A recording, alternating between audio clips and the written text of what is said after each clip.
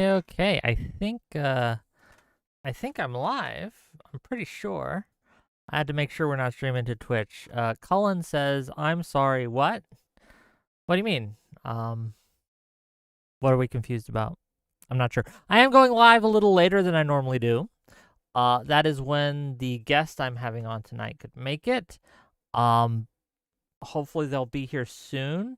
But I wanted to talk a little bit about what we're doing here before we have our guest on, and we can kind of get some basics covered, I think, before people are confused, or if people have questions, or people are like, what are you doing?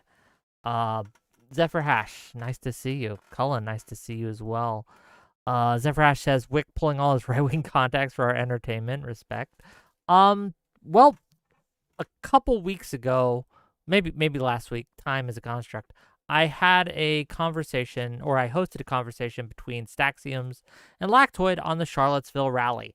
And given that it was held in 2017, so about, 7 years ago, during this time, I thought it would be interesting to talk to the person who put that rally together in the first place, the person who organized it, the one who got it up and running. I think it would be valuable to kind of see what their thoughts on what it was supposed to be, what it turned into, what it was planned to be, and perhaps what they think of how it went. I think it would be an interesting topic and an interesting discussion.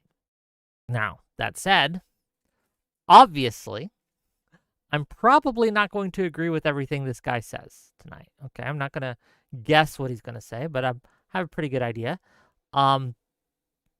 Me having someone like this on is not, and I repeat this, is not an endorsement of their views. I try to have people on with a myriad of different viewpoints.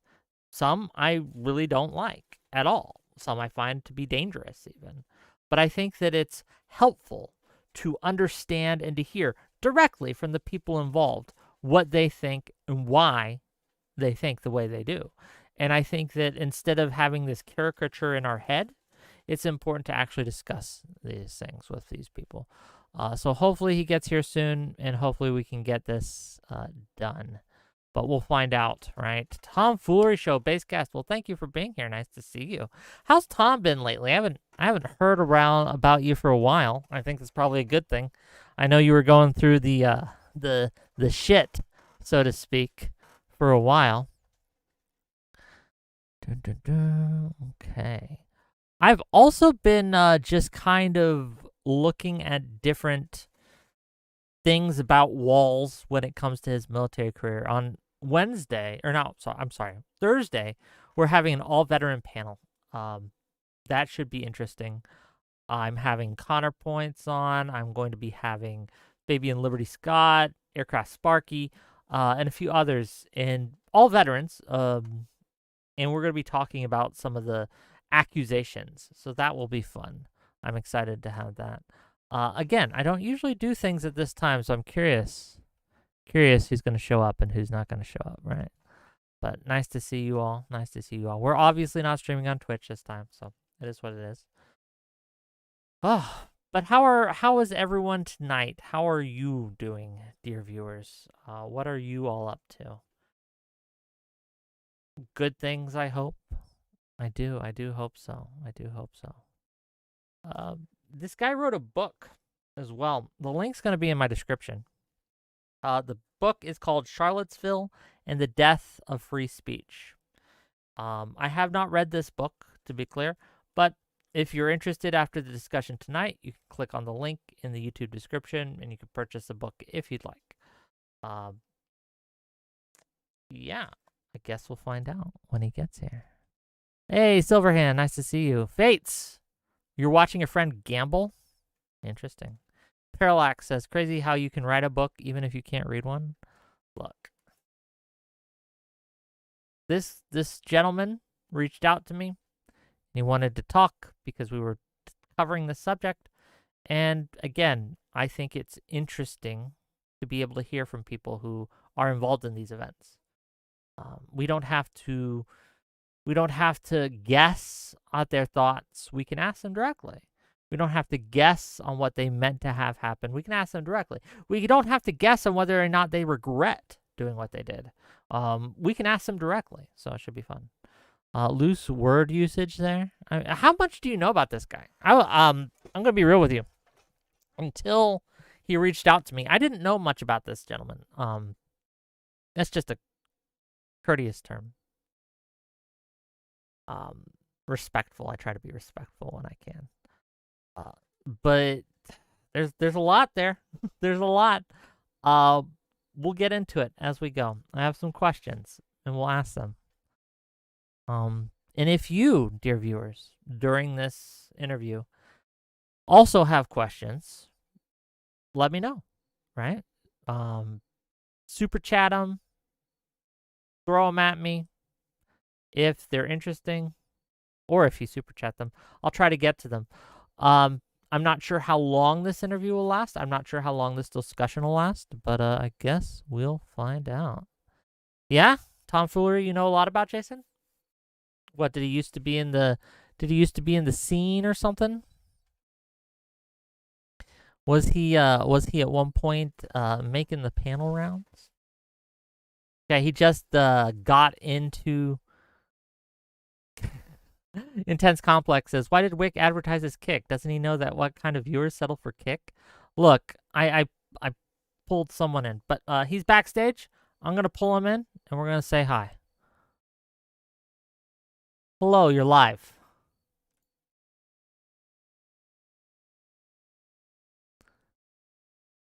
Can you hear me, sir?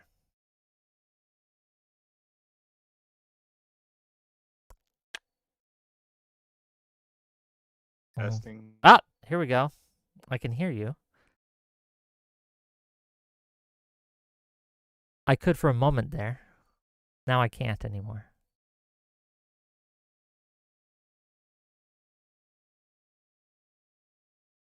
We get to play fun with tech support tonight, gang. We'll get it. Don't worry.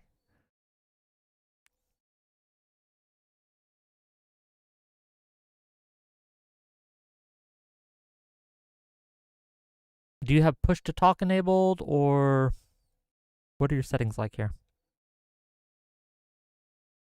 If you go into the user settings and you go to voice and video, you can check to see if the input device is the correct one, and also you can choose whether or not to use push to talk or not.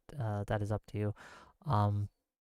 But I heard you say testing for a moment and then nothing after that.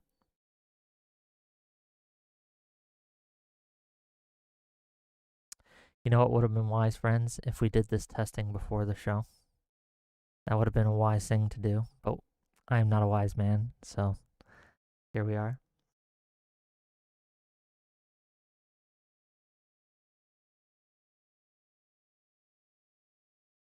Okay. If you're talking, I cannot hear you.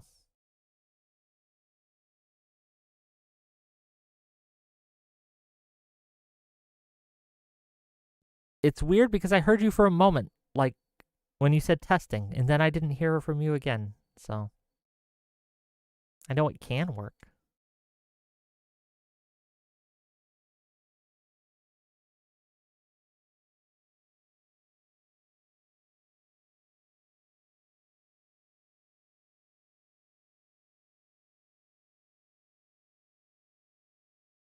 Oh, hello. It was working for a second there.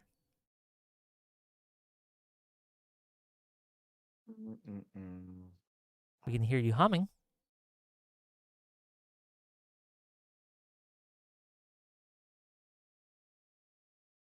is another device using your webcam, such as Zoom, Skype, anything like that?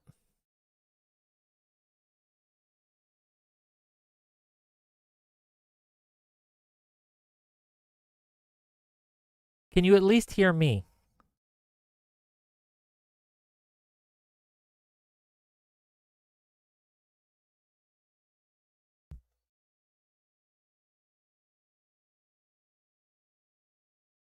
Okay, All right, can you hear me now? Yes, can you hear me?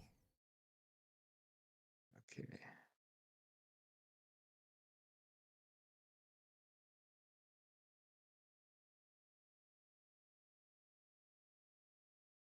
I promise we'll get it, gang. It'll work eventually. Oh, there he goes. I don't know where he went. Where'd he go, gang?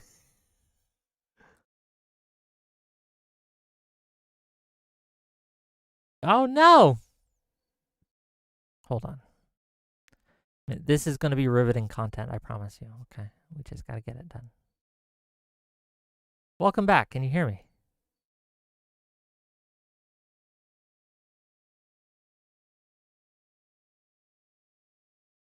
Oh, no.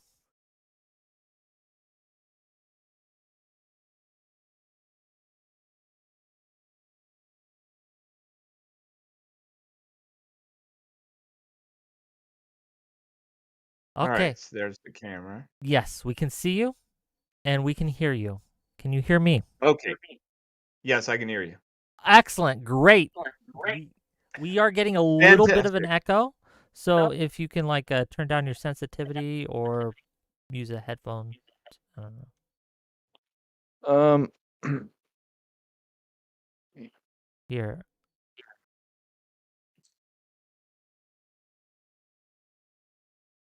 is that helping at all? let's find out. I'm going to talk for a little bit and I see if it echo. Are we getting an echo, gang? I'm not hearing an echo. I think we got it. I think we fixed it. We solved it. Okay, great. Okay. I'll just have to make sure to not be too excited as we talk because it still is picking up just a smidge, but it's much better than before. Okay, great. How are you doing tonight, sir? I'm doing great. I'm not used to being on Discord, so sorry for the technical issues. Otherwise, I'm fantastic. It's fine. So, you reached out to me, and I'll confess, I didn't know who you were prior to that. I had to look you up. I had to check you out. I guess we'll open with this. Uh, what is said about you is not flattering, sir. Your Wikipedia and things, it does not paint you in the best of lights.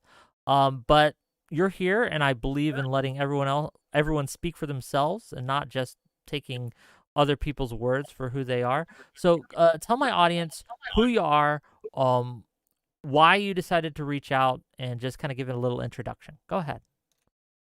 Sure, I'm a journalist and author named Jason Kessler. I've written in the past for Daily Caller, for VDare, for Countercurrents, as well as Got News.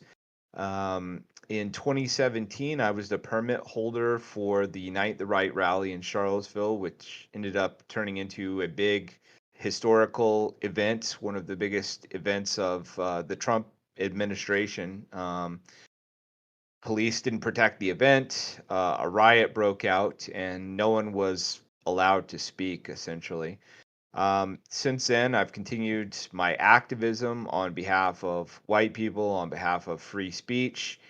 And over the past year, I finally sat down and decided to write a book about my experiences in Charlottesville because there's so much disinformation, uh, both from supposedly reputable mainstream sources as well as uh, more obviously political sources. There's conspiracy theories from both the left and the right, and I lived through it. And I've also been involved in numerous civil cases related to Charlottesville, where I've been able to liberate a lot of evidence that hasn't made it into the public yet. So this book was the opportunity to showcase this journalism that I'd done on this topic, which really changed my life and changed international politics in a lot of ways and world history. The reason that I reached out to you is because I'm trying to promote this book, and I have a team of friends who've helped me with the publication process, which has been very difficult. It's a new experience for me, so I had to hire editors and artists, and the promotion aspect is where I'm at now, and so these guys are fans of yours, and they told me to reach out to you, and so here we are. Okay, well, I'm glad I was recommended. I guess my first question, right? Because you said quite a bit in there that I want to pick at a little bit. You mentioned that there's a lot of conspiracy theories on the right and the left when it comes to this. There's a lot of misinformation.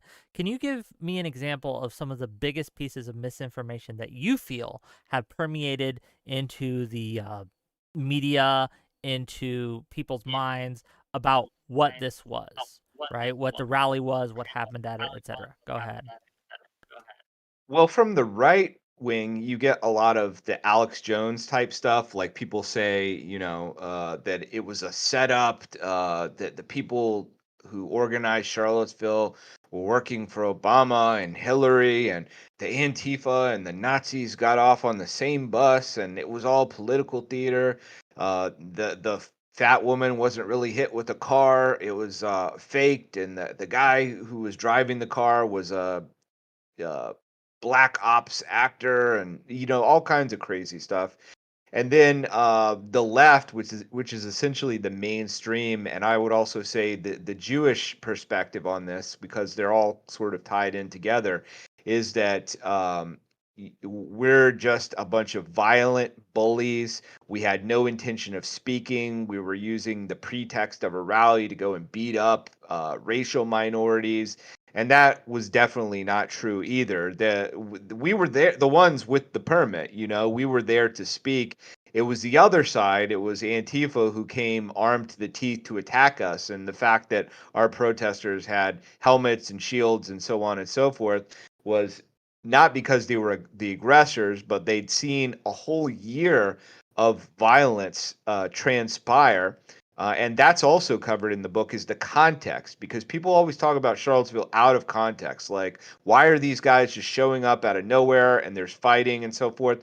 Well, you had Antifa showing up in Washington, D.C. during the Trump inauguration in January, rioting and saying that the only thing they regretted was they didn't get to punch more Nazis.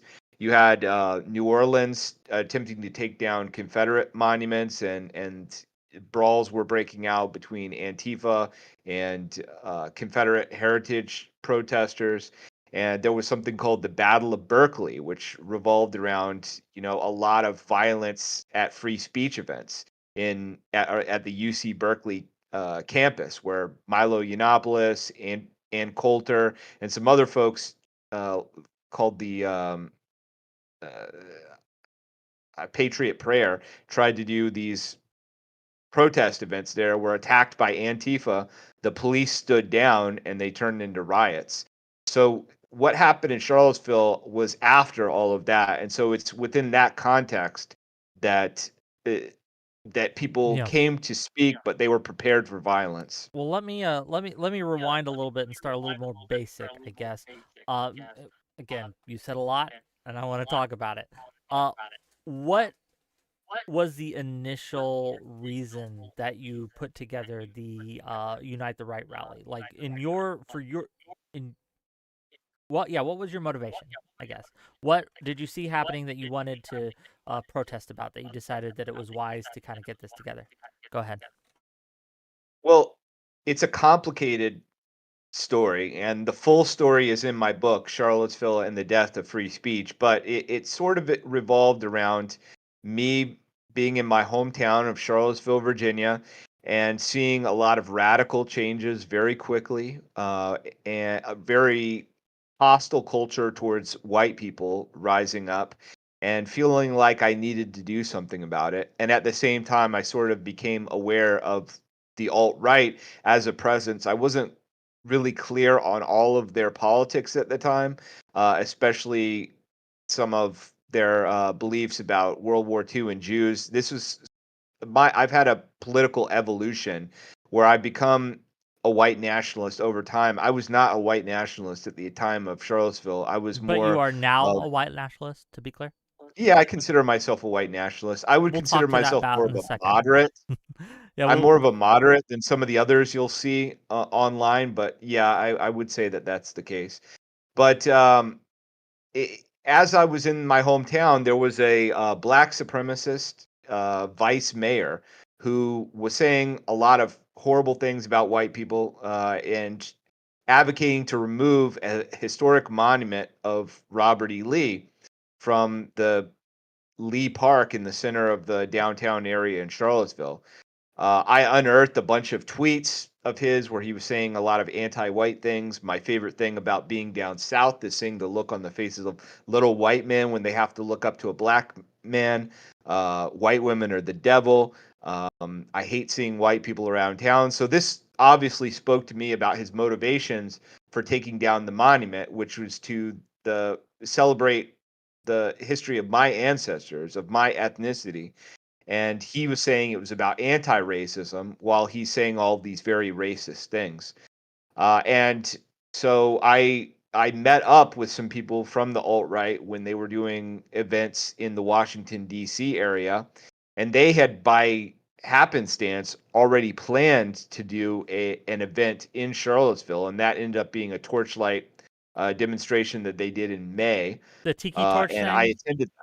Yeah, yeah. It Okay. was the first one, and it was a peaceful demonstration because it was a pop-up demonstration where the counter protesters weren't aware of it beforehand, which sort of is the deciding variable on whether these things seem to be able to be peaceful or not. Because if the counter protesters know about it beforehand, they come armed with weapons, seeking to shut it down through violence.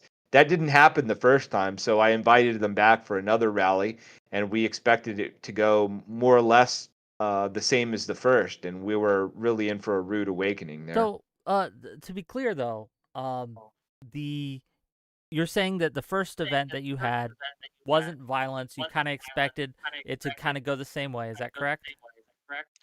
Well, And can you and just as yes, but it's housekeeping a little thing, bit more complicated than that because it happened in the context of all these things like the Battle of Berkeley, like I said. So we were prepared for the expectation of violence, but we thought that the police would keep the peace at the event. That's why we went through the process of getting a permit. I even had a legal fight over the permit where I enlisted the help of the ACLU, and a federal court upheld an injunction to force the and at city that to point allow they us did to do support your right to protest. Correct? The ACLU did help you gain that it. Yes, injunction, gain that permit. Is that the timeline here? correct. Okay. And I was looking at their history, working with various controversial, quote unquote, racist right wing groups. The ACLU had supported the National Socialists of America in the famous Supreme Court case, National Socialists of America v. Village of Skokie, where this Nazi group wanted to march through the Chicago suburb called Skokie, which was a heavily Jewish community. They were denied the permit, and so the ACLU, which was actually headed by a Jewish individual, and the lawyer David Goldberger was a Jewish individual, but they defended the rights of these Nazis to march. And I thought, well, this would be a radical expression of free speech to allow these controversial people like Richard Spencer and Baked Alaska, um, uh, and a number of other individuals, Mike Painovich from TRS, to do much the same thing and reaffirm the commitment of the ACLU and the American courts to this precedent. And you mentioned Baked Alaska, Richard Spencer, etc. Did you invite those people, or was it just something that they expected to you expected them to show up? Or did you give them specific invitations to the event? Yeah, all of these people were invited Okay. because it's not that I knew any of these people very well. In fact, that's part of what went wrong with the event is I didn't know these people, and a lot of them were very unstable personalities, not reliable people, not good people. But they had really interesting rhetoric. They were funny sometimes, and I'd met them at other events. Like there was a free speech demonstration in front of the Lincoln Memorial during that summer of 2017, where I met a lot of the people who ended up at the rally: Christopher Cantwell, Baked Alaska, Richard Spencer. Um, but as people will see when they read the book, these personalities were all like egomaniacs, narcissists, really not the kind of people who um, white people deserve, because I think white people, like any other group, deserve to have their advocates, and they shouldn't be clowns and circus acts. They should be serious people. Do you so moving a little way from the just for the moment on the rally itself, and just real quick, can you turn your sensitivity down a little more? We're still getting a little bit of that echo. I'm sorry. It's just a little pet peeve of mine. Hopefully we can adjust it. Is that any better? Let's find out. When you have it like that, I can't hear it at all, but I don't know. Something usually changes as we go. But we'll find out. Here's the thing that I want to ask. You mentioned things like the Jews are in control of the leftist media, and you mentioned things like the white people deserve representation just like black people and things. Do you worry about that segregating people into these racial groups, into these ethnic groups, is simply going to uh, enable people like Antifa, enable grifters such as Spencer, Baked Alaska, and these in order to keep a divide in America? Like when we talk about uniting the right, um, isn't that antithetical to doing that? I think America is too far gone. I don't think that there's anything that you could do to save America. I think that one of the steps going forward would be to split up America and allow people to Split form up a how? nation that what? Split up how? Like on what lines? Well, obviously, for me, I would like to have a nation of white people, but there are other folks. Not all white people are the same, for instance. There are conservative minded white people who keep to traditions and like their own kind. And then famously, there are a lot of white people who hate other white people. So when you see surveys of how people feel about themselves and about other ethnicities, white people are the only ethnicity that has a neutral or even negative opinion of themselves. It's because of those people. So there's more than just race, there's also politics. And I don't think that those people should live in the same country together. But likewise, I think that other racial groups, should be on their own. I think that black people should have the opportunity to create their own nation. They have so many complaints about the way that things are living in a white country, and it doesn't seem to ameliorate that for them when they're in a city like Baltimore, where the chief of police is black, the mayor's black, all the politicians are black. It just becomes a corrupt hellhole, and they just expect white people to come in and save them and give more money to the cities that go into their corrupt political machines. But the only way to really allow them to stand up for themselves and to not, beg us for help or blame us for when things go wrong is to let them do things on their own. And I think the only way that we're going to eventually avoid some kind of military conflict, you might say a civil war, maybe that's too dramatic. Uh, but any kind of violence, I think, is to understand that this country is not working. Democracy is meant to resolve political differences between people who have good faith disagreements with one another. That's not what we have in the United States. In the United States, quote unquote democracy and voting is being used to mediate a partisan divide that is full of hatred and rancor. And the victors are promising their constituents that they are going to use the prosecutors, the police, the military, perhaps the national security state, to persecute, prosecute, and oppress their enemies. I don't think that that's a sustainable situation because clearly these people do not have one another's good faith best interest in mind. So their government should split off from one another. So, I mean, obviously I disagree, but we'll get into that. I want to speak more on the rally. And also, to be clear, the echo is coming because when you put your mic on the table, it's closer to the speakers. When you're holding the mic, it's far enough away from the speakers that we don't get the echo. Okay, got it. I'll just scoot the Yeah, sorry. computer It's back a little bit. it's just we're troubleshooting in real time. We'll get it. We'll get it done. Um, you say that the obviously the rally, we know what happened at the rally. The rally erupted into violence. Um, someone lost their life, I believe. There was injuries and things like that.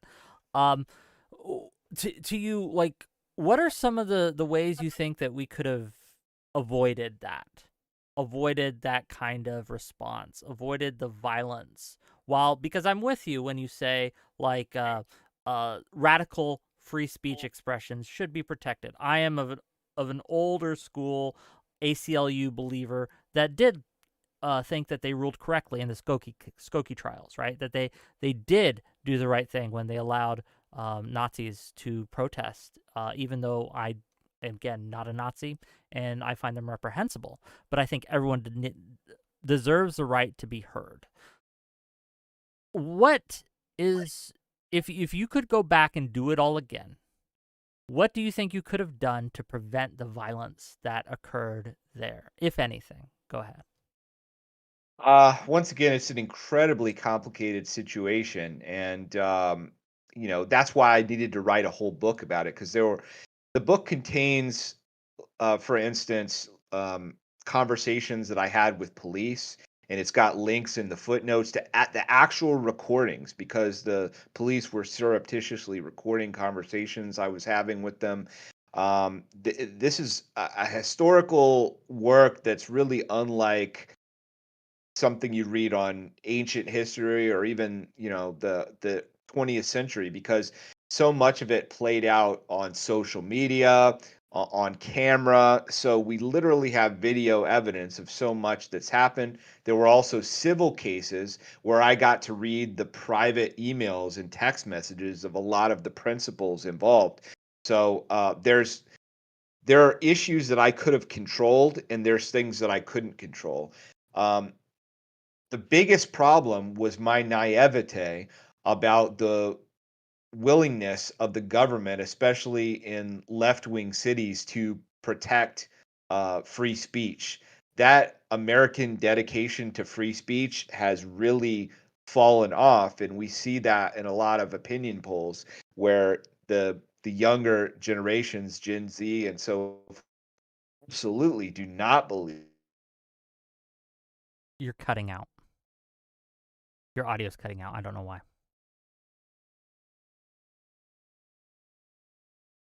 Oh, it's just stopped working.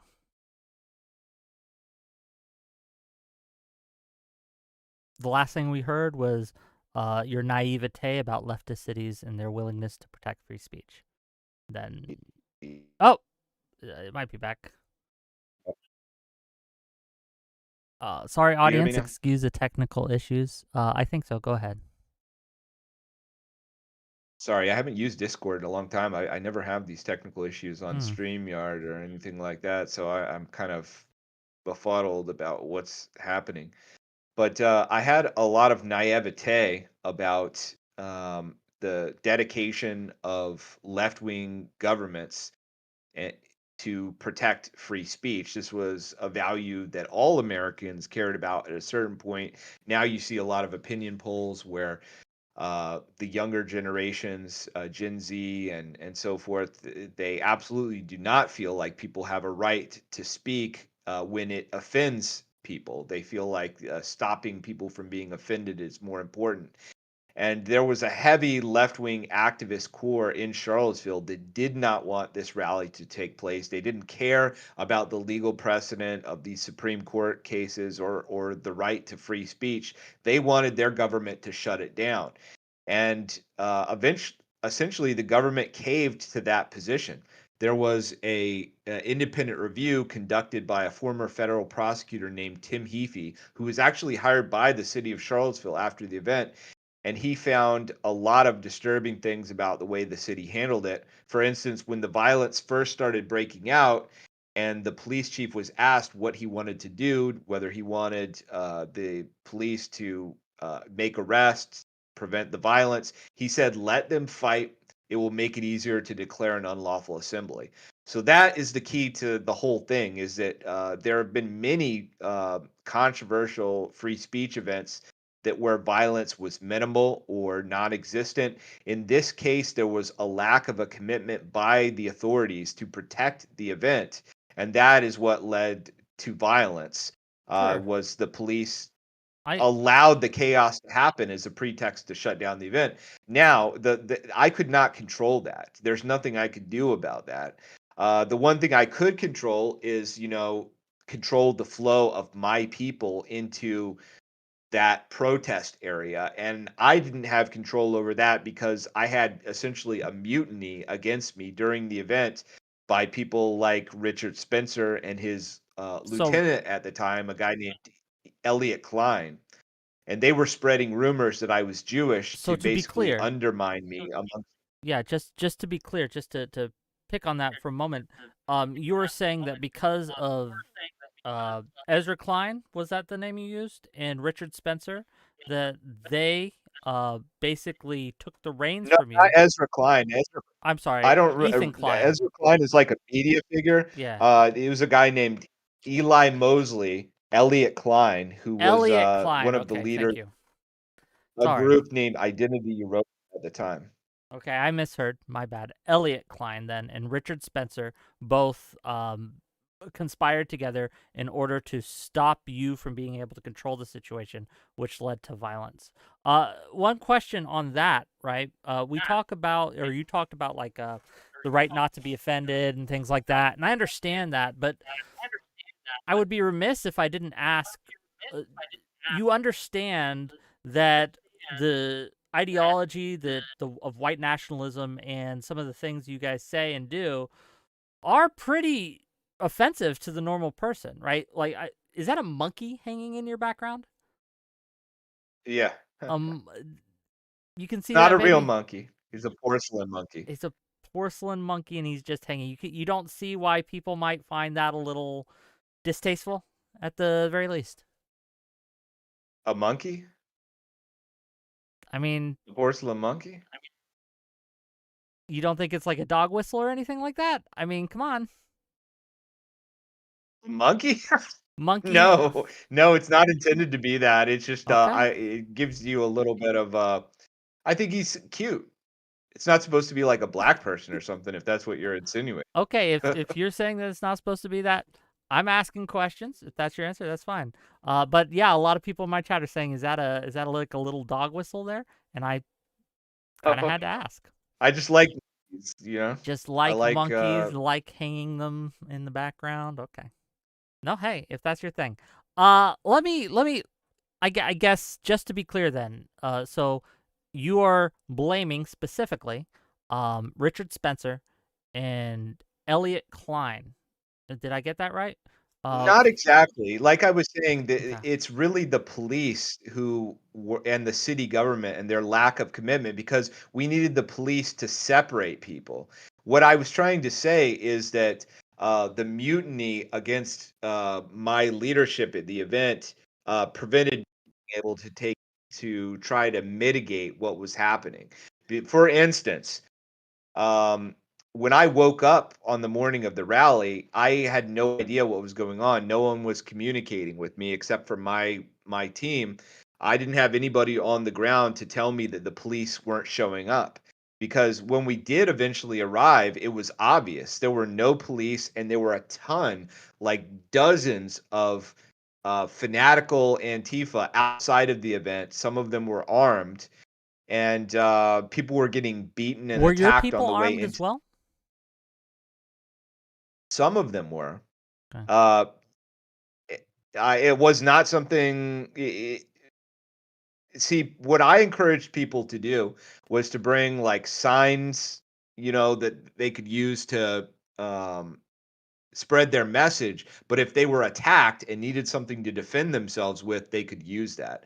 So if you consider that being armed, and there were some people who there were people who brought firearms, and not even I'm talking about the core people at the protest. There were a lot of different factions who had Yeah, firearms. there a lot of There people were brought guns on all groups sides. Yeah. there were Antifa groups called Socialist Rifle Association, Redneck Revolt. Then you had these Patriot militia people who I didn't really have much communication with, but they were there. And those Patriot groups had guns. And then there were a smaller number of people who were just normal protesters who had handguns. And Virginia is a concealed carry and open carry state, robust Second Amendment. So, I mean, there's nothing you can really do at a public event to tell people they can't bring firearms. And some of those people with the semi-automatic weapons, they were out in the streets, so they're not even actually in the event. I don't really have any control over that. Certainly, certainly not. Like, it would be foolish of us or anyone to ask you, uh, to control every single person. But I think there are questions that people have about, uh, just the efficiency of running a protest, because not all of these protests, as you mentioned, end in violence. So we have to look at, okay, well, what's the difference between the ones that do and the ones that don't, and what are some of the variables that maybe we can control for. So I guess my question here is, it just seems like there was a lot of just poor planning when it comes down to it, that it took a turn and there was not a good enough response, not from the police and not from the rioters and not from the protesters. No one acted well here, in my opinion, at least from my reading of this situation. So since I have you on, though, I'm going to ask about your responses, and I'm going to ask about your uh part in all of this. If you can get me the police chief on, I'd love to question them as well, right? But they won't come on my show, unfortunately. But you are, and I commend you for that. But again, it does mean I have questions for you. Um, do you think you would do this again today? Right? Would you hold a similar rally? Well, the reason that I titled my book Charlottesville and the Death of Free Speech is because I believe it was the end of a era in terms of the so-called free speech movement in America. I don't believe that we have the ability, we might on paper have the right, but we don't have the ability to hold events like Charlottesville, a big rally, anymore. Of course, you're free to do that if you have a message that nobody disagrees with. But if you have a controversial message, Charlottesville set the precedent that the police aren't going to separate sides, they aren't going to protect you. And so, therefore, you are at the mercy of the mob. And what's more than that, you don't even have the right to self defense because a lot of the people who fought back against their attackers were then charged by the Charlottesville justice, quote unquote, system. And they were framed in the media as being the aggressors when it wasn't the case. They were responding to being attacked or to a friend of theirs being attacked. And then you're in front of what is supposed to be a jury of your peers, but I just do not believe that Americans, white Americans, are able to get a fair trial in a racially charged case these days. A lot of black people or racial minorities might look at the past in, say, the South and say, well, here was an instance where white juries would always let the white men who are accused of racial violence off. It's the opposite now. If you are a white man and you are accused of having some kind of racial motivation in any kind of crime, you are going to be found guilty almost without deviation because it's so racially charged. Any black people on the jury are going to want to convict you on site. And then you have to deal with a lot of white liberals who want to and even conservatives who take it as a mortal insult to be called racist, and so they want to convict you to prove that how Do not you racist they do are. you consider yourself a racist? Uh, well, my response to that is I think that it's a phony concept. It's a Bolshevik concept that was only created in the 20th century. I think that people by nature are tribal, and we have a preference for our own, and that's just something that you can see throughout human history. And Do you think that's been good so for I would us as not a say that people? I'm racist because I don't agree with that term, but I do prefer white people, and I do notice racial differences between people. So I'm a race realist. Okay. Uh, what does anti-Semitism mean to you?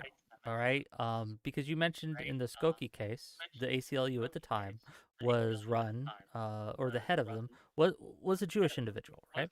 But then also earlier you mentioned that you feel that one of the reasons that the left wing media doesn't give a fair shake to white people is because it's run or controlled by Jews. Did I say that accurately? Well, what I said was that the left wing narrative and the Jewish narrative were basically the same on the Charlottesville So issue, you don't but think, it is. just to But I'm not going to clarify, yeah, just real quick. But I will say that I do believe that there is a very large Jewish influence in the media. I think that that's, uh, Do you think they control the beyond media? dispute with the evidence. What's that? Do you think they control the media? That the and when you say Jews, which ones? Are we talking APAC? Are we Well, talking the ones Israel? that Are are we the talking J CEOs. Street? Well, like, what are we talking about here?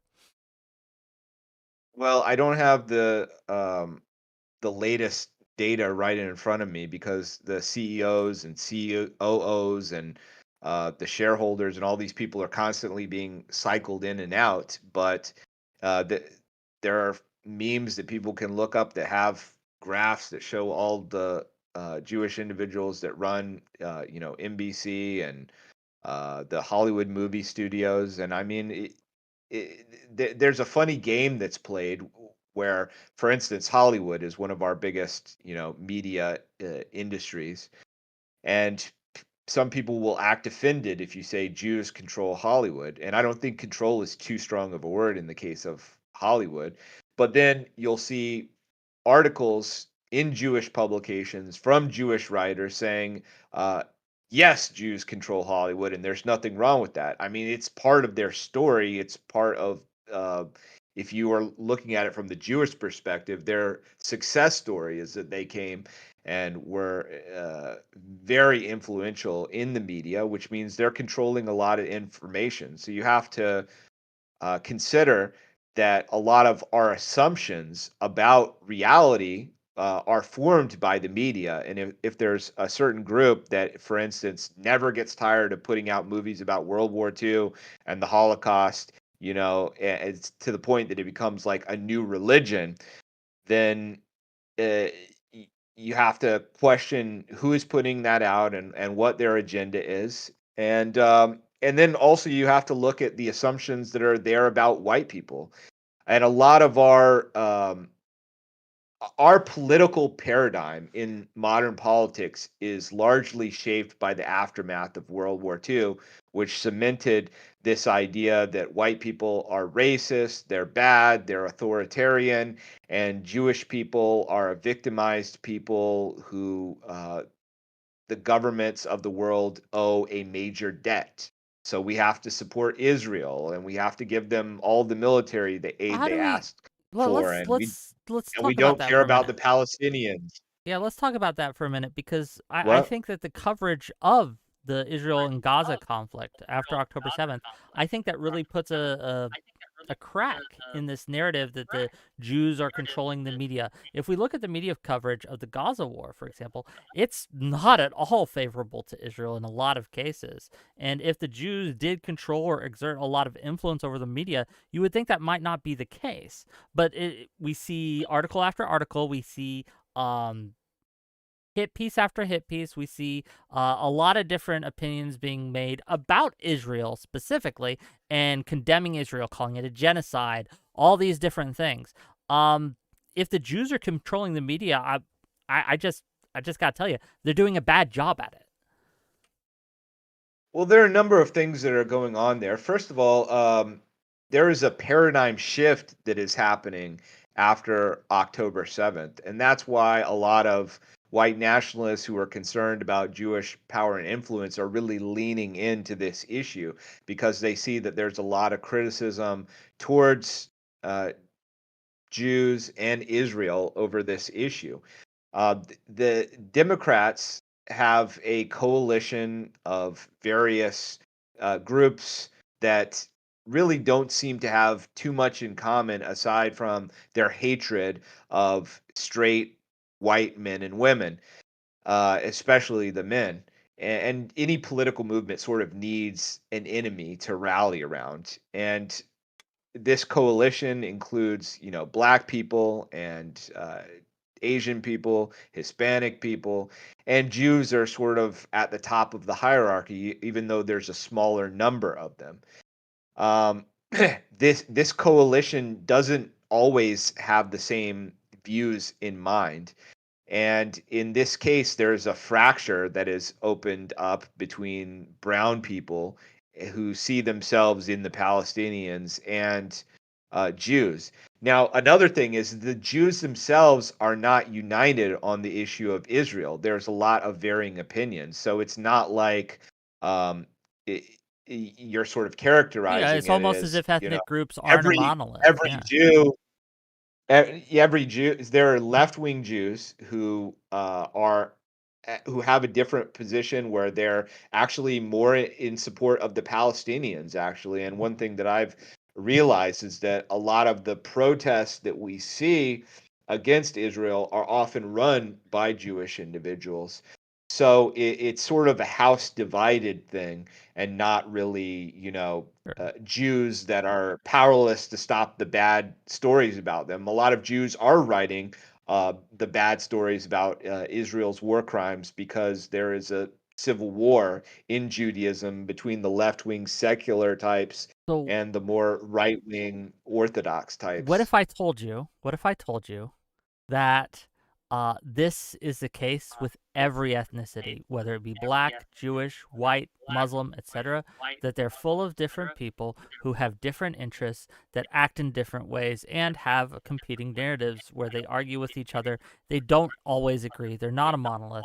My problem with white nationalism as a concept is, well, there's a lot, but one of the reasons I think it actually can't work is because you don't have any kind of monolithic cultural agreement on even simple issues. And we can see this play out with Israel and Palestine, even amongst the Jewish community. They're very divided on this. We can look at things like policing and crime. If you ask the black community, they're not together on this. They're divided on the subject. And this is true amongst the white community as well. The white community in Texas, for example, is much different than the one in Florida, which is much different than the one in New York, which is much different than the one in California. And we have all these divides that aren't on ethnic or racial lines, but instead are on lines of ideology. So this idea that we can divide on ethnic lines and it will just get rid of conflict and we will be safer. I don't buy it. Well, as I said at the beginning of the broadcast, I Mm, don't think that the left wing white people should necessarily be sharing a country with the right wing white people. I do recognize there are other differences besides race. And for most peoples of the world, there are enough of us in the population that we can have multiple countries. It's not like this is the white people country and this is the black people What country. would you There's call the many of white them. people country? And What would you name it? I don't know. I mean, I would call it England and France and the Netherlands and Okay. Hungary. I'd have many names for them because they already exist. And I think especially those countries in Europe are much more clear cut to me. I do kind of go along with some of the left wing rationales when they're talking about indigenous lands. I'm like, all right, well, I can understand some of what you're saying about America. America is a very complicated situation because of our history. I still think that there's a place to carve out for white people here, but it's an issue of preservation of human biodiversity and what kind of people we want to be in the future. Because I'm into futurism. I'm into uh, Elon Musk and his outer space exploration. I think it's a very important milestone to become multi-planetary for the human race to survive. And when you get in that mindset of thinking about the future, you also have to look at human civilization, because the way that humanity has progressed for most of its history is that we didn't have the transportation technology or the communication technology that we do now. People were much more isolated, and so you had very distinct ethnicities and cultures develop sort of in isolation, and then gradually over time, as these technologies have advanced, people have become less isolated. So we run into this question of, are we going to preserve our cultures and our human biodiversity, or are we just going to become one lump, one mono race, just all mixed together, one mono culture, maybe decided by Hollywood and the corporations, and the world is just a big strip mall? Or are we going to recognize there was something beautiful that said something about what it is to be human and the way that our cultures and our traditions developed, and we should take measures like nationalism to try and protect that. What is And I think that we'll have less war and less conflict if we recognize our own humanity and that we are tribal. And it doesn't mean we can't trade and get along and so forth. And it doesn't mean you can't have countries where the people want to be in a multicultural, multiracial society. We have enough room on this planet for everything, but we should also have a place where white people can live, because we've been so England, prosperous and Hungary, so Norway, successful. like you named them Yeah, earlier? but those countries are being flooded with mass immigration, and we've seen that in England recently, where people, especially in their capital of London, they feel like a minority in their own country, and they literally are a minority in London. And those people do not respect their cultures, do not respect their traditions. They are something like invaders. They want to make London Islamic. They want to conquer the women. They want to take the money.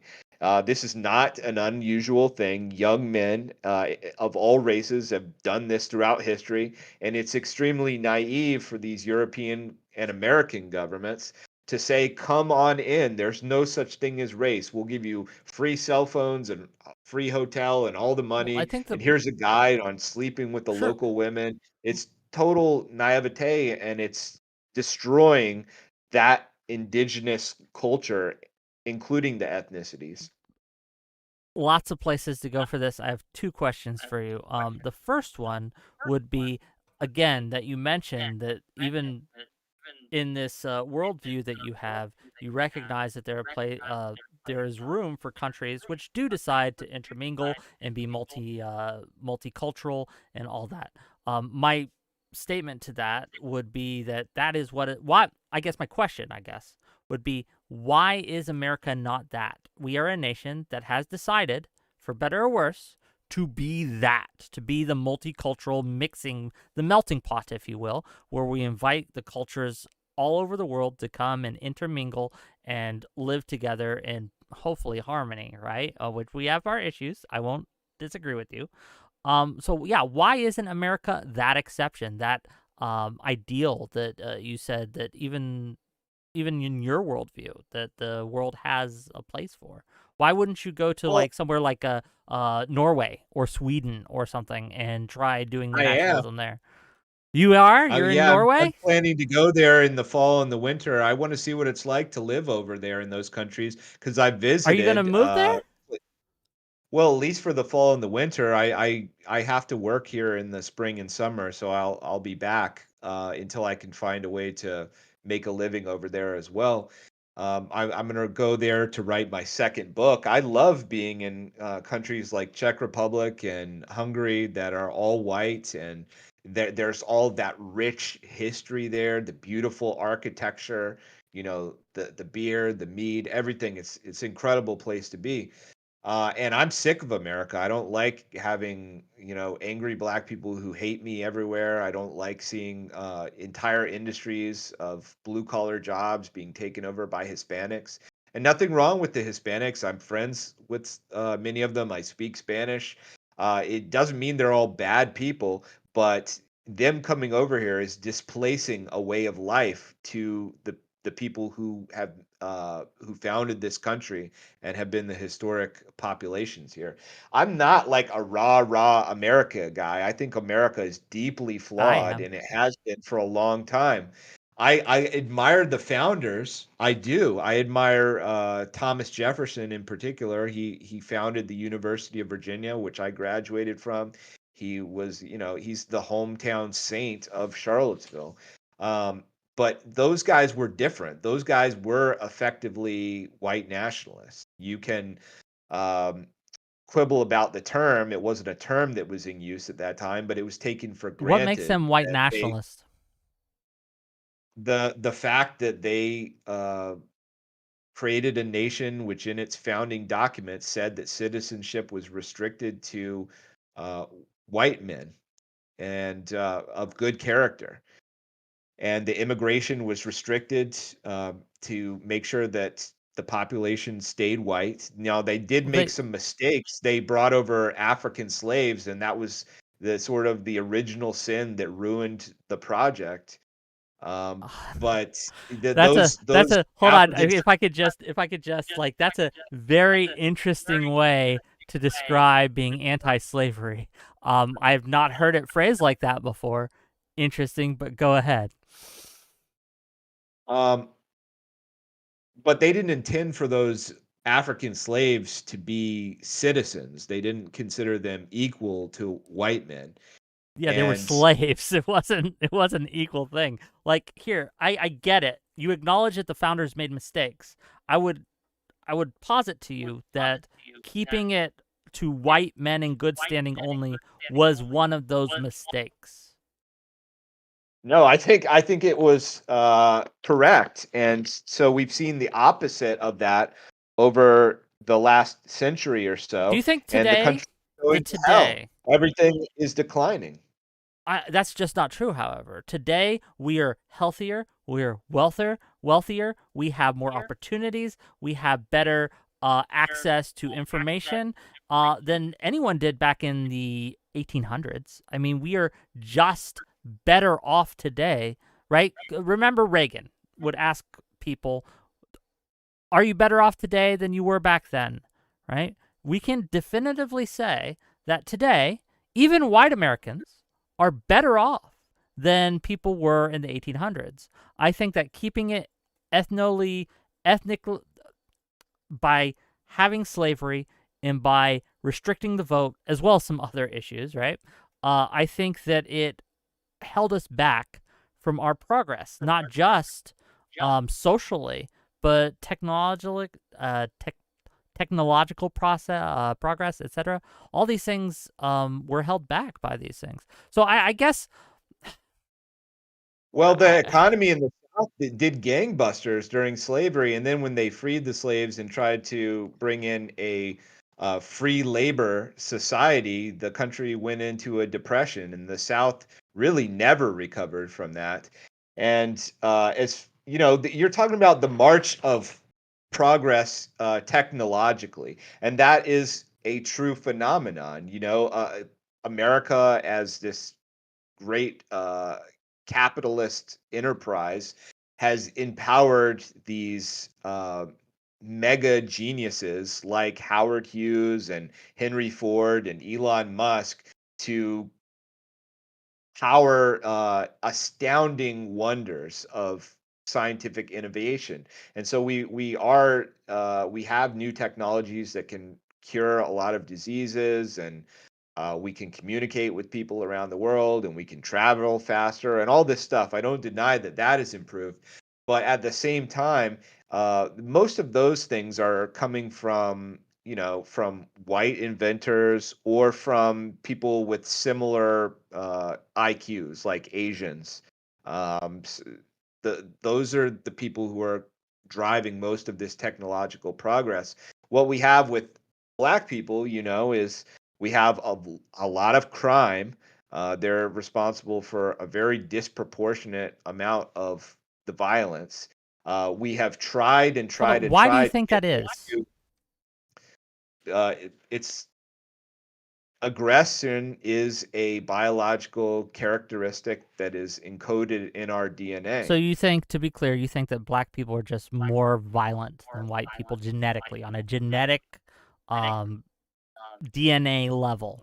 That's your claim? Yeah, they have something that's colloquially called the warrior gene that makes them more likely to be aggressive.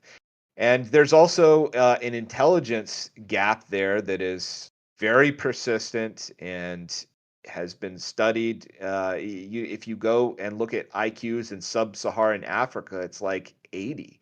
It's These are not the same people as the people that are in Iceland or Norway or Switzerland.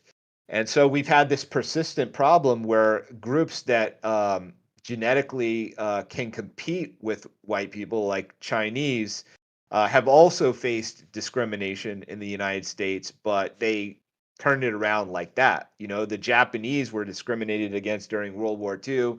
They were put in internment camps, but boom, they jumped right back and are more successful and make more money than the white people. Why is that? It's because they have an ability to do that. Whereas no matter how much money we throw at black people, no matter how much we try and invest in our schools, they cannot compete with us There's scholastically. plenty of black people who are very successful in academics, in politics, in other cultural industries as well. Like this is something like as you mentioned earlier that they have been very successfully culturally in America. Do you not deny So this? what's called the talented tenth. You have about a tenth of the population in black people that are abnormally intelligent. A lot of them are of mixed race. So a lot of the blacks in America have white ancestry. And, I don't doubt that there are people of all races who are extremely creative, extremely intelligent.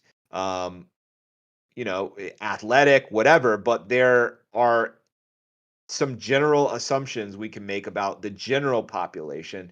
And the vast majority of black people are not like doctors and lawyers. And a lot of the ones that are The doctors vast and lawyers majority of are white there people because aren't doctors and lawyers. I mean, that's true. Yes. but what I'm talking about is generally speaking, white people have a higher IQ than black people, and we commit a much lower percentage of crime for our population. Uh, Yeah, my these are disagreement would be general. with why, right? That's the big disagreement I think we have is why that is the case.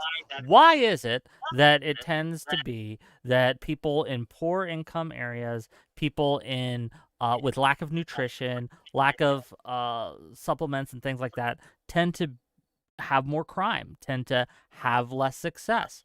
Is it because of genetics or is it because of upbringing? And I would argue But that they've it's done studies on upbringing. that.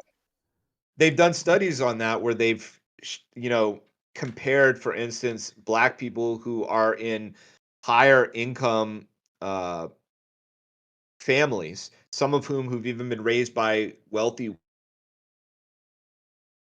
Oh, you cut out again. We can't hear you. I don't know what happened. I don't know. Discord never has this problem for me and other my guests. I don't know why it's having the problem for you specifically. Yeah, still not hearing you. I don't know what it was.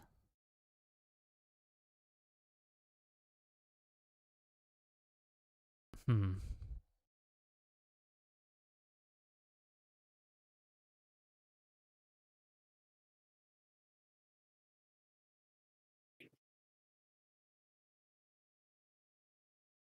Is it try now? Yeah, I hear you now. Okay, Can you hear me? okay. Yes. I don't know why it broke. But I don't have any idea what's going on because I'm not adjusting anything. yeah. But they've done studies where black people of higher income neighborhoods are compared to uh, white people of both high income and low income neighborhoods and upbringings. And it's pretty consistent that even the wealthy black people commit more violence than poor white people or poor Asian people. Just Asian people and white people are not as aggressive. It's sort of a continuum where white people are sort of in the middle. Like if you think of like Super Mario, where you play as different characters, and Luigi is faster and he's able to jump more, and Mario is just kind of in the middle of all the characters you could pick. He's Is he's Mario not in this analogy? spectacular. Is he Asian? Is he white? What are we going with here? Well, white people are like Mario. We're pretty darn good at everything, and so there might be some things that Asian people and Black people do better than us. It's well noted that Black people excel in professional sports. But even within that, there are some sports like swimming and weightlifting where white people really perform well, and there's things like basketball and football, which rely on speed that black people are better at, and that has to do with their bones, and that's determined by their genetics. Um, with So I grew up in the military, but I was around a lot of black youth, right? There's a lot of black people who do serve in the military. It's one of the most integrated forces on earth, and it's one of the best forces on earth, to be clear, right? Our military is second to none. Um, that said, uh, one of the main cultural things that they enjoyed doing was playing basketball. So, yes, people who grow up playing basketball are going to generally be better playing basketball. I don't think this is genetics. I think, again, it's culture and upbringing. And I think that to tie it to genetics is going to miss a lot. And I think that it's bad for white people to tie it to genetics, because I don't want to tell my children or my nephews or my nieces or anyone around me that, hey, you aren't going to be as good at X, Y, or Z because of your race. Because you're white, you well, can't be an NBA star. Because you're white, you can't be whatever. I think that, like, the problem I have with the far left, the extremists on the left, is like things like intersectionality, critical race theory, DEI, stuff like that, where it reifies race. It makes race into this very real thing. Um, and I think that is hurtful. It has hurt me. It has hurt those around me. And I think it's going to continue to hurt us because, as you mentioned, there's a lot of people who use that as kind of like a bludgeon to hurt white people, as you say. And I think that, like, I think you're just doing the same thing, but calling it white nationalism. It feels the same to me. do you believe in evolution? Yeah. All right. And so you believe that there's genetic heritability where the characteristics of the parents are going to come together to determine the characteristics of their child. Yes. And so if people develop in an environment which is controlled and they have no interaction with another people who are thousands of miles away, it's likely that they will evolve separately, correct? I think that amongst yeah, you're going to have like different skin colors, pigmentation, Yes, things like that. exactly. There's a However, reason that However, right?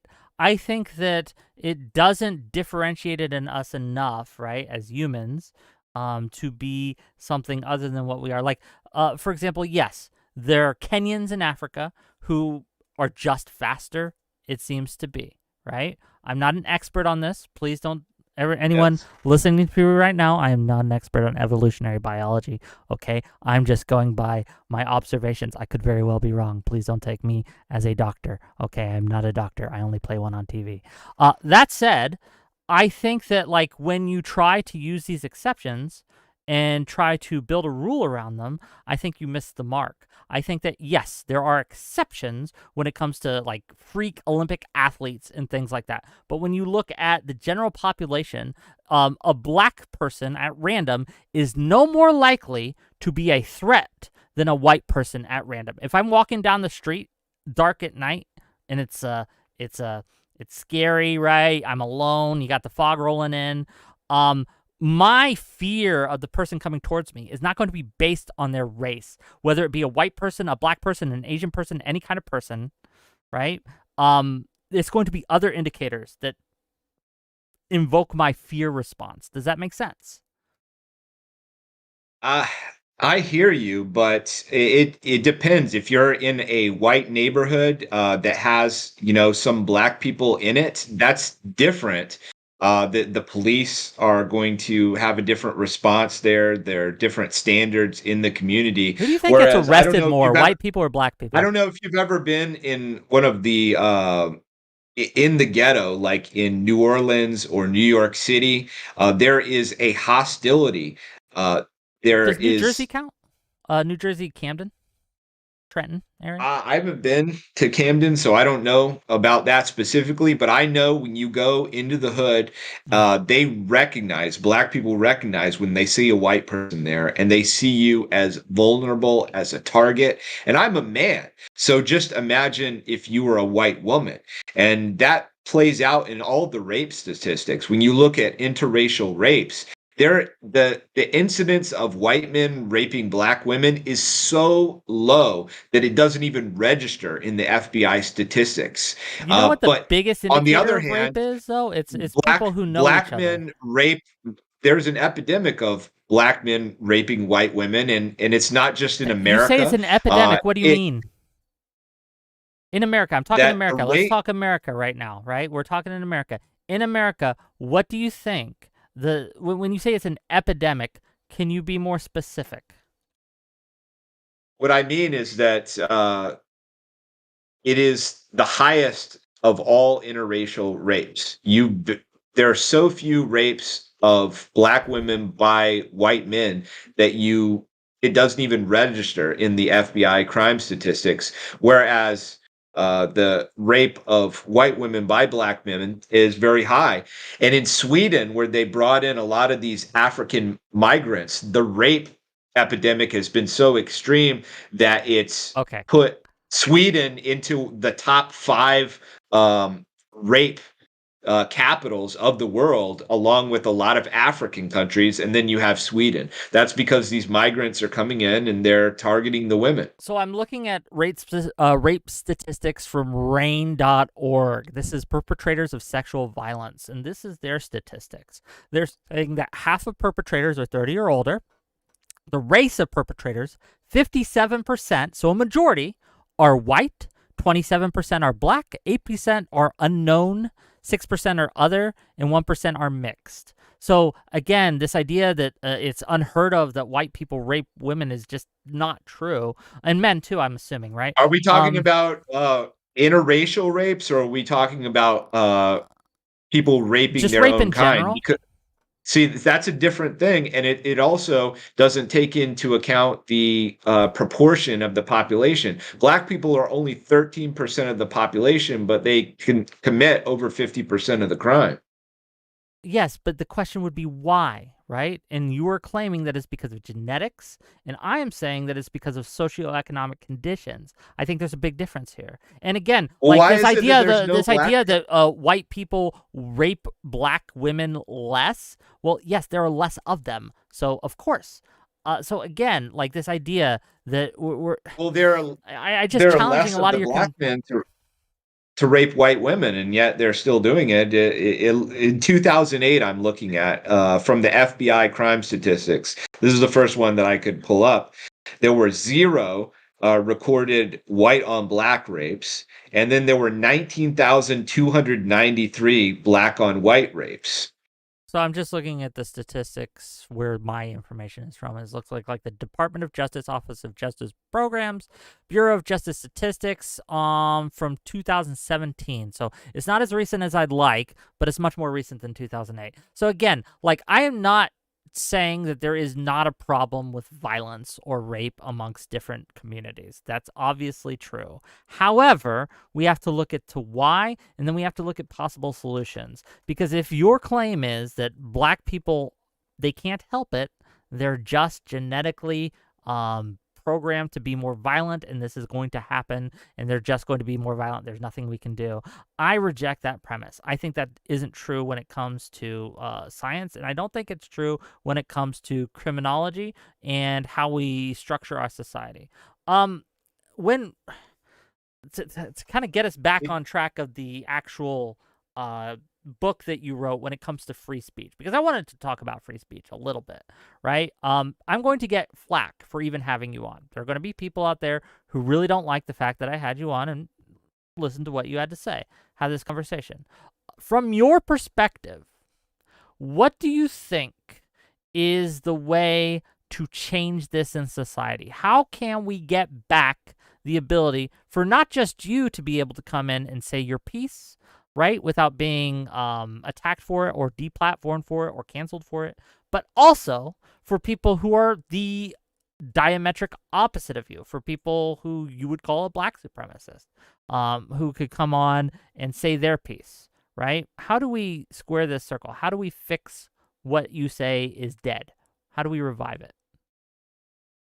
I think that we need regime change in America because there's too many people who don't support it. But I will say this, that one of the conclusions I came to in the book is that the greatest threat to free speech right now is the organized Jewish lobby. Because if you look at a lot of the most extreme acts of censorship that are going on in the world right now, it's happening amongst people who are criticizing Jewish power and influence, or they have some kind of non-PC historical interpretation. Like, for instance, in some European countries, you can't question elements of the historicity of the Holocaust. And I'm not trying to get into that and say whether that is true or not. There are different elements of it that people can question, and they do, regarding like the number of people who died and the methods that were used, so on and so forth. But whatever the case around that debate is, you shouldn't be thrown in jail for questioning I historical agree. events. That's totally wrong. And it clearly shows that there is a regime in power post World War II that will not allow any questioning of that. That's a big problem. In America, there is a big movement to make our country more like Europe in terms of free speech. The FBI, I don't know if you know this, are actually trained at the Holocaust Museum before they're put into the field. So they have this ideology that they are there to serve a particular interest group. And um, organizations like the Anti-Defamation League, which are run by Jewish individuals, their primary activity is promoting censorship. They have facilities around Silicon Valley where they have staff and they lobby all of the tech companies to deplatform and censor individuals who are critical of them. They target individuals who say things that they don't like for the most extreme forms of cancel culture. I've been a victim of a lot of this. A lot of my friends have. They took down my original website. They cancel your bank accounts. They make it so that you can't have credit card processors. You can't earn a living. And this is really extreme. And so I think that that is the biggest threat to free speech right now. But it's a part of a larger issue where people are trying to prevent folks from being able to say things about race and identity, which they disagree with. So I take your point when it comes to removing people's access to banking and things like that. I think that is beyond the pale, especially if they're if the reason that they're being removed was because they're promoting ideologies that people find distasteful or even ugly or hideous, whatever you want to call them. I take your point there. I agree with you there. I think that no one should be thrown in jail for the ideology, for simply expressing it and advocating for it. Where I think that, again, I have to push back and disagree, is this idea that the main perpetrators of this are the Jews, right? That they are training the FBI agents at the Holocaust Museum in order to target Holocaust deniers and things like that. I think that, especially on social media, especially on non-mainstream media, that we have a higher signal to, no, that's not the right word. There is more white nationalism. There is more Holocaust denialism. There is more anti-Israel, anti-Jewish sentiment than there has been in a very long time. So again, if the Jews are programming us all, if they're controlling everything all, they're just doing a very bad job at it. And I think that there are a lot of non-Jewish individuals. There are not a lot of non-Jewish individuals who are also pushing for censorship, who are also pushing for silencing others. You mentioned that there are people within the white national group that you find to have been egomaniacs. They tried to silence you, did they not? Right. Yes. So this isn't just a problem on one side. We can look at what happened after the Trump assassination attempt. There were a lot of right-wingers who tried to silence the left on that. And I found a lot of what the left said distasteful, right? I thought a lot of the jokes made were very distasteful. But they were calling, they got this poor lady from Home Depot fired because she made some comments on Facebook about about Trump and things like that. I think that's also distasteful. So when we talk about a regime change in America, I don't think that's the ticket. I don't think that's where it's starting.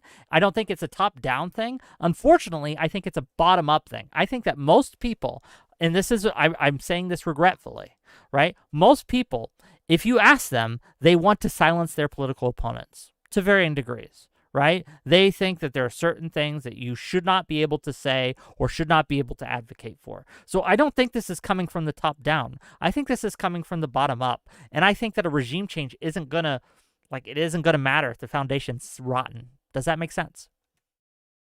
Yeah, I mean, I take your point that it's not just Jews. There's a lot of people within the white nationalist community who I think have a fixation on Jews, which I think is neurotic. It's almost schizophrenic. I'm not one of those people. So if you're trying to, What's the difference between you and someone like that? You said you were more of a moderate thing, but you have mentioned the Jews several times unprompted in this conversation. So what would be more extreme than you? Go ahead. well, I think that it's important to not shy away from telling the truth about something. I do think that the organized Jewish lobby is a major threat to free speech. I think it's the greatest threat to it at the moment. But if you follow a lot of white nationalist accounts, every single bad thing that has ever happened in the world is the fault of Jews. And they only look at the data points that confirm their own biases, but they never see data points that point in the other direction. Like if you see that a white person, like for instance, this VP candidate, Tim Walz, he is a white person. If you look at pictures of him, his The whole whitest family is person I white. know. Yeah, the whitest Yeah, guy that I've ever seen in my life. Okay, but he is the enemy. if we asked an AI to generate a white person, okay, that's what they would generate. They would generate Tim Walz. He would be the output from a machine that is just fed memes about white people. He's what it would put out. So yeah, he's the whitest guy I know. Go ahead. So in my community, I know this is different, difficult to comprehend this because you're not surrounded by the people that I am. But I am extremely moderate, and a lot of them they dislike me because they say I'm too moderate on the JQ, the Jewish question, because I do call out white traitors. I look at the world and I see a very complex place, and there are a lot of factors that are going on in our political environment. I push back on them because I think if you get to a place where you have almost a schizophrenic understanding of the world, where Jews see everything and they control everything, then you sort of dehumanize them. And what is there to do with people who've been dehumanized and are responsible for everything that's bad, but to kill them? And I don't see that as a solution. I think that Jews have a right to have a nation and to have their sovereignty, just like So you any other support people Israel of the world. Well, it's a complicated question because I think that or the the idea Jews of should, Israel, right? the idea of Okay. it. I think that the way Israel was done in practice, it had a lot of problems because you had these indigenous Arabs who were living there, and they forced them off the land. They were backed by these incredibly rich and powerful Jews like the Rothschilds, and they've just slowly broken their word to the Palestinian Arabs at every point and continue to invade and settle their land. They put them into this tiny plot of land, increasingly small. They respond to attacks of groups like Hamas with extremely disproportionate force that doesn't seem to take any kind of care for innocents, women, children, non-combatants.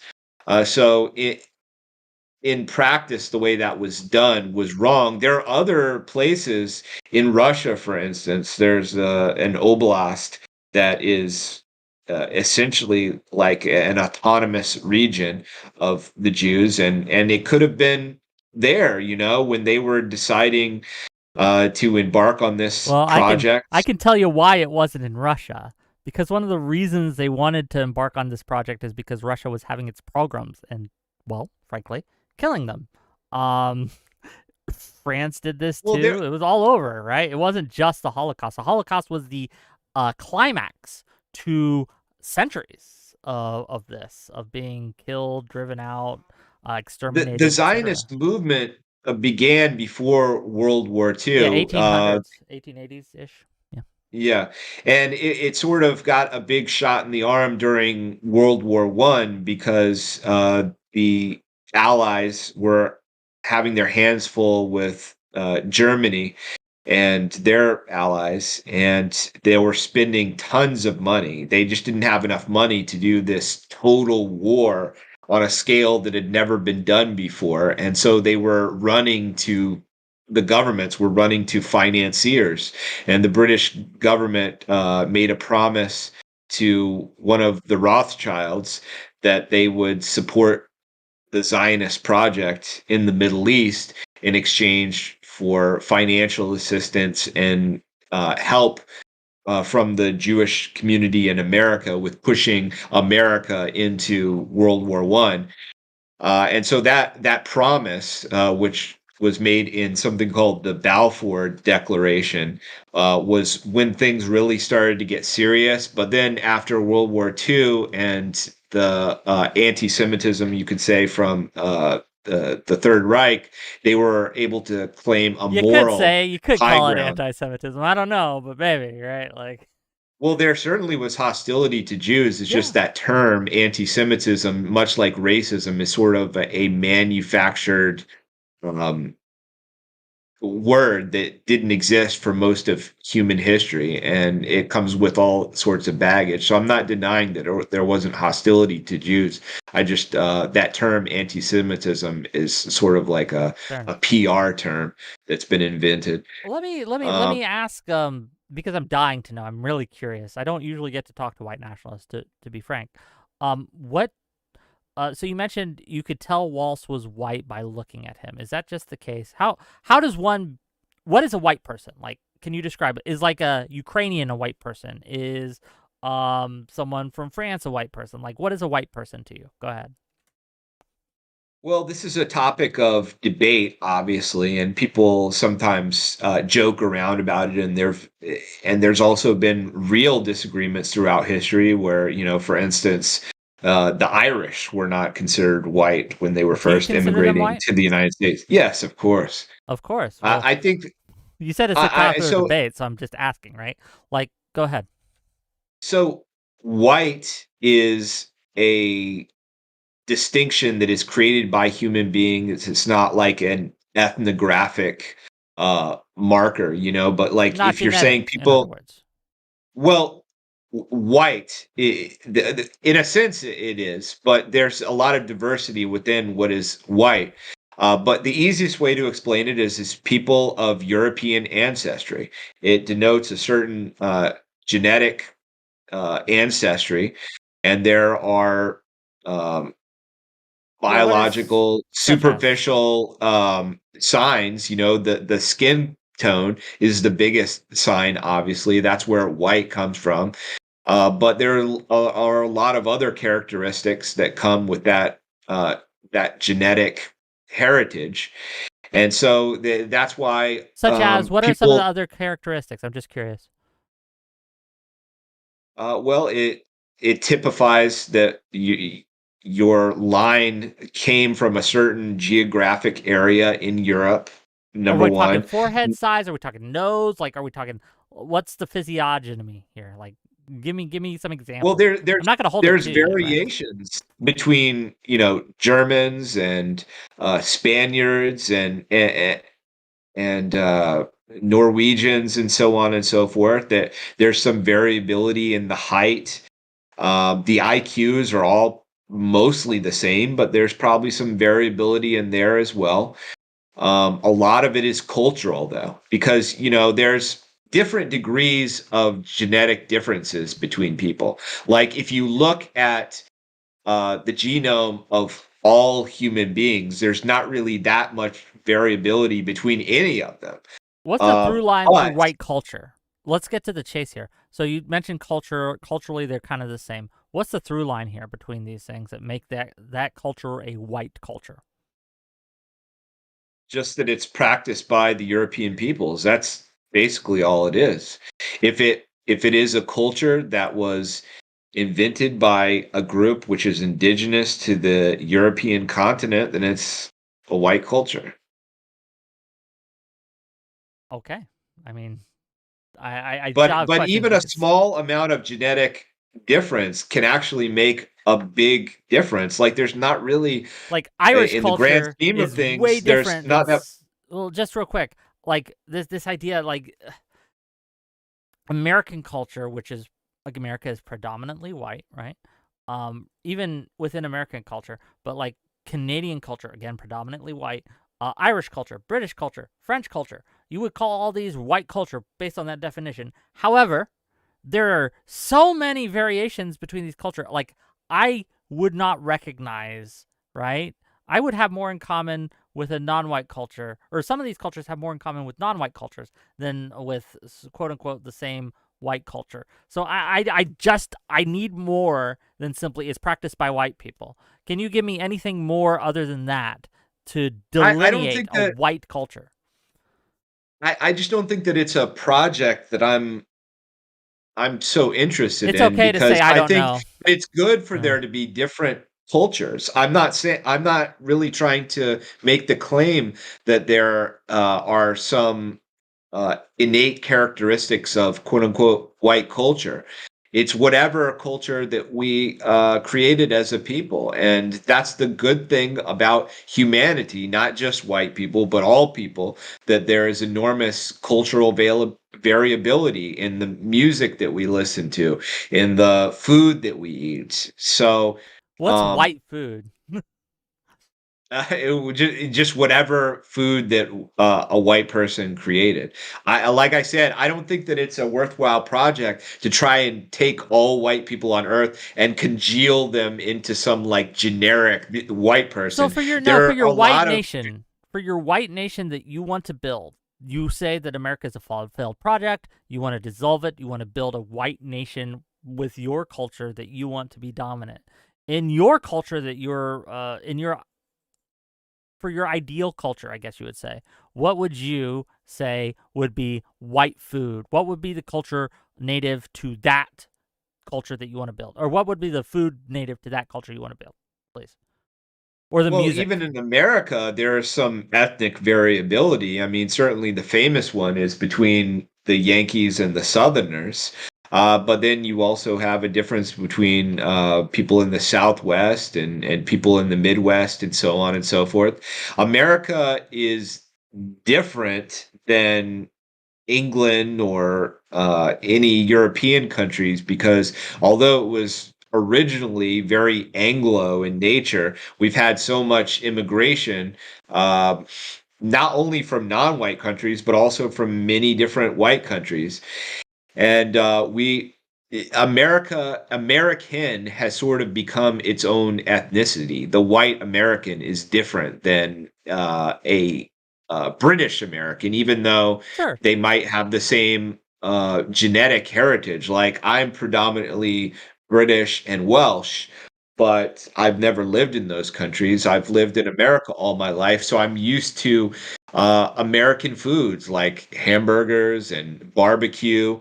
A lot of our cuisine is actually international in nature because of the fact that America is not like an indigenous white country. You know, That's the all the yes. people who are here immigrated here at some point in the past. But And it's delicious. It's there delicious. is This is some a unique American cuisine like barbecue. Barbecue was invented in America. Okay, some of the best barbecue I've ever had has been among the black community. If they ever invite you to the barbecue, oh my God, it's delicious. I'm gotta say that. But this idea, again, like these are arguments in favor of multiculturalism. The fact that we have such a diverse palette, that we have such a diverse choice of music, of food, of entertainment, of all these things is possible, as you just said, because we have accepted a flow from other cultures to mix and intermingle with us. I think that is a strength. And one of the reasons I think that the great engine that is capitalism has largely promoted and rewarded multiculturalism, right? It has made us richer, it has made us wealthier, and it has made us better as a people. So again, like I'm just trying to understand in your white nation that you want, like I'm not talking historically, I'm not talking all this, what would you consider like the national of the white nationalist songs? Like what genre of music? Can you give us some examples, please? Well, first of all, for me personally, I would rather assimilate to an already white nation. I would rather return to Europe. I think America is too far gone. Uh, and also, I would say you're pointing to a lot of factors, saying everything is hunky dory and great. But It's as the not. I mean, there's demographics have been problems. changing in America, people are less happy. The social trust has gone down. When it was a predominantly white country, Because it of was just this. night and day different. The people would get together in different social groups. They had the Moose Lodge and the bowling leagues and the Odd Fellows and all this stuff. They would get together in church and they trusted everybody. Now we have to live with much higher incidence of crime. And studies show that when there's more racial diversity, the trust in the community falls off a cliff. The need for social welfare to provide for these people who can't seem to make it on their own merit. But I would say in America, there are people who have their idea of what it means to be a white American. Southerners are the most distinct one that I know of. I've lived in the South, and I'm familiar with a number of Southern nationalists. They're not just white nationalists; they're people who specifically believe, like the Confederates did. During the Civil War, that the South should be an autonomous nation, that they should have been allowed to break off from the Union. Yeah, And so they could keep their slaves. That's what they wanted to do. That's why they wanted to break off and be autonomous. They wanted to keep their slaves. They wanted to. They it's wanted to have more black people than I think that you'd be comfortable with. some people wanted to continue the slave economy, but it was a very small percentage of the Southern white They population just who happened to all owned be in slaves. charge. They just happened to So, all be in charge. So yes, but it was a it's small minority, oversimplifying to but they make were it all all in about charge. slavery. There were cultural and financial differences between the North and the South, and slavery wasn't long for this world whether the Civil War happened or not, because you had the Industrial Revolution, which was coming through and making all of these things like picking obsolete. So the Civil War was a lot of bloodshed to maybe speed up that process by about 50 years.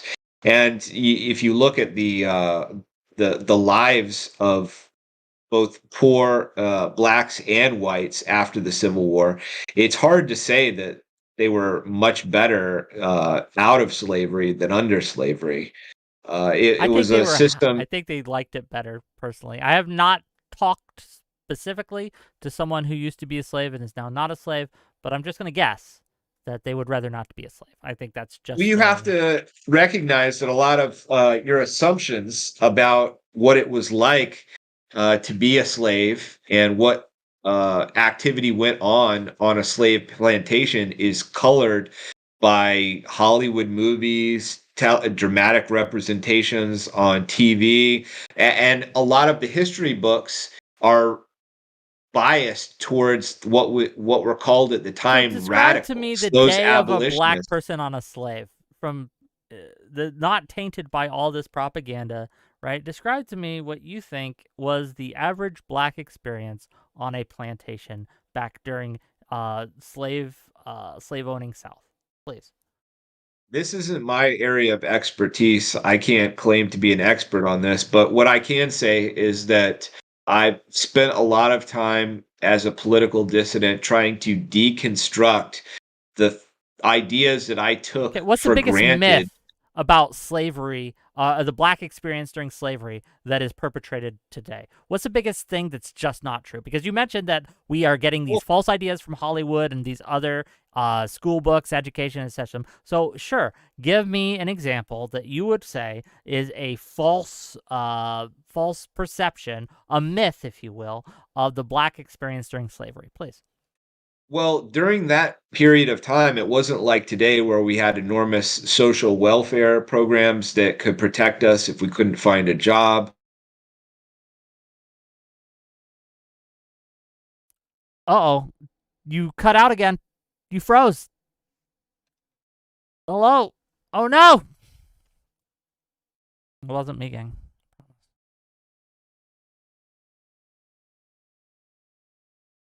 Hello? Is it just me? Did I freeze? Is this me? Hello? Can you guys hear me?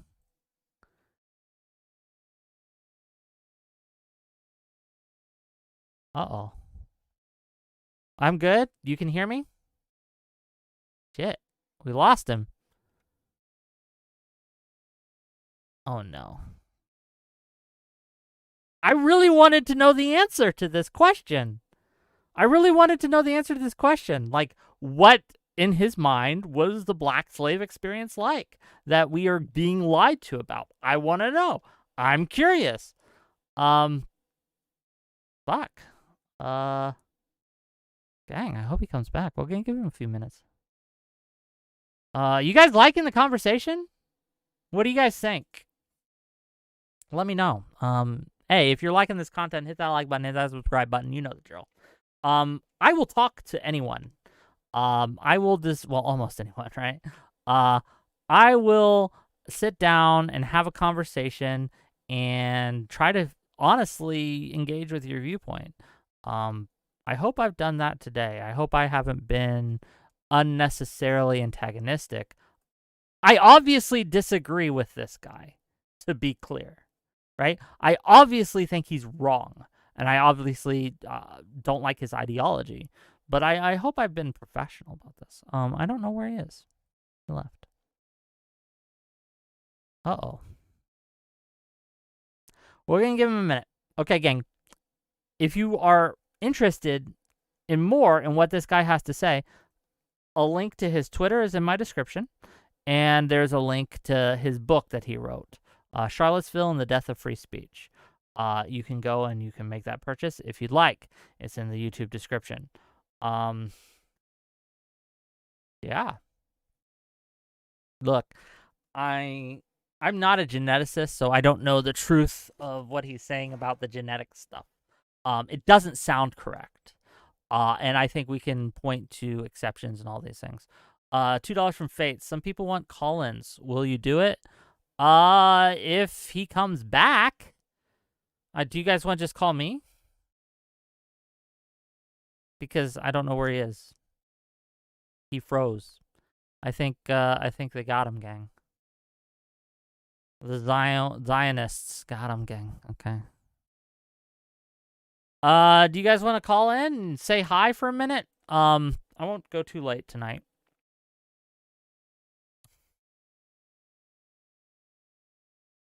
I don't know. Give me money. Bang. Give me money. Give me your money. Please. I could use it. It's interesting actually discussing these things with someone who has these beliefs, because we see caricatures all the time.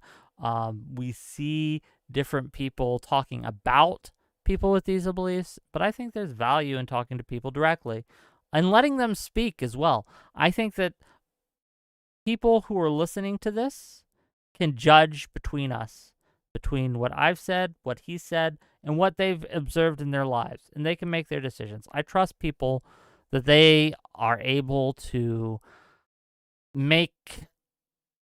I trust people's discernment in this, at least my viewership. I can't speak to the population at large, but I trust my viewership on this. I think us Wickers are very discerning individuals for the most part. But yeah. Tom Fruley says, yeah, I'll probably review it later. Yeah, let me know what you think. Like, again, I wanted to just hear what he had to say at first. But then I had a lot of questions because he brought up a lot of stuff, okay? And I had some real issues, and so I wanted some clarification. I'm still not sure what he means by white culture. Like, look, I know what I believe white culture is, but it's a lot different than the stuff that I was given right there. I think white culture isn't a monolith. And I think that, again, like, the ideas, the fact that we have these different types of cuisine and these different types of music, I think that's a pro and not a con. Oh, he's back, gang.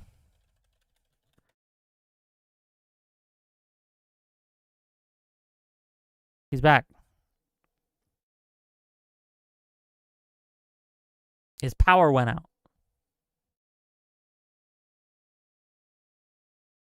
Hopefully he jumps backstage and we can pull him on again. Hello. Hey, am I back now? We can hear you. And we can Oh my see you. God, What this has been happened? like, let me turn the lights back on properly.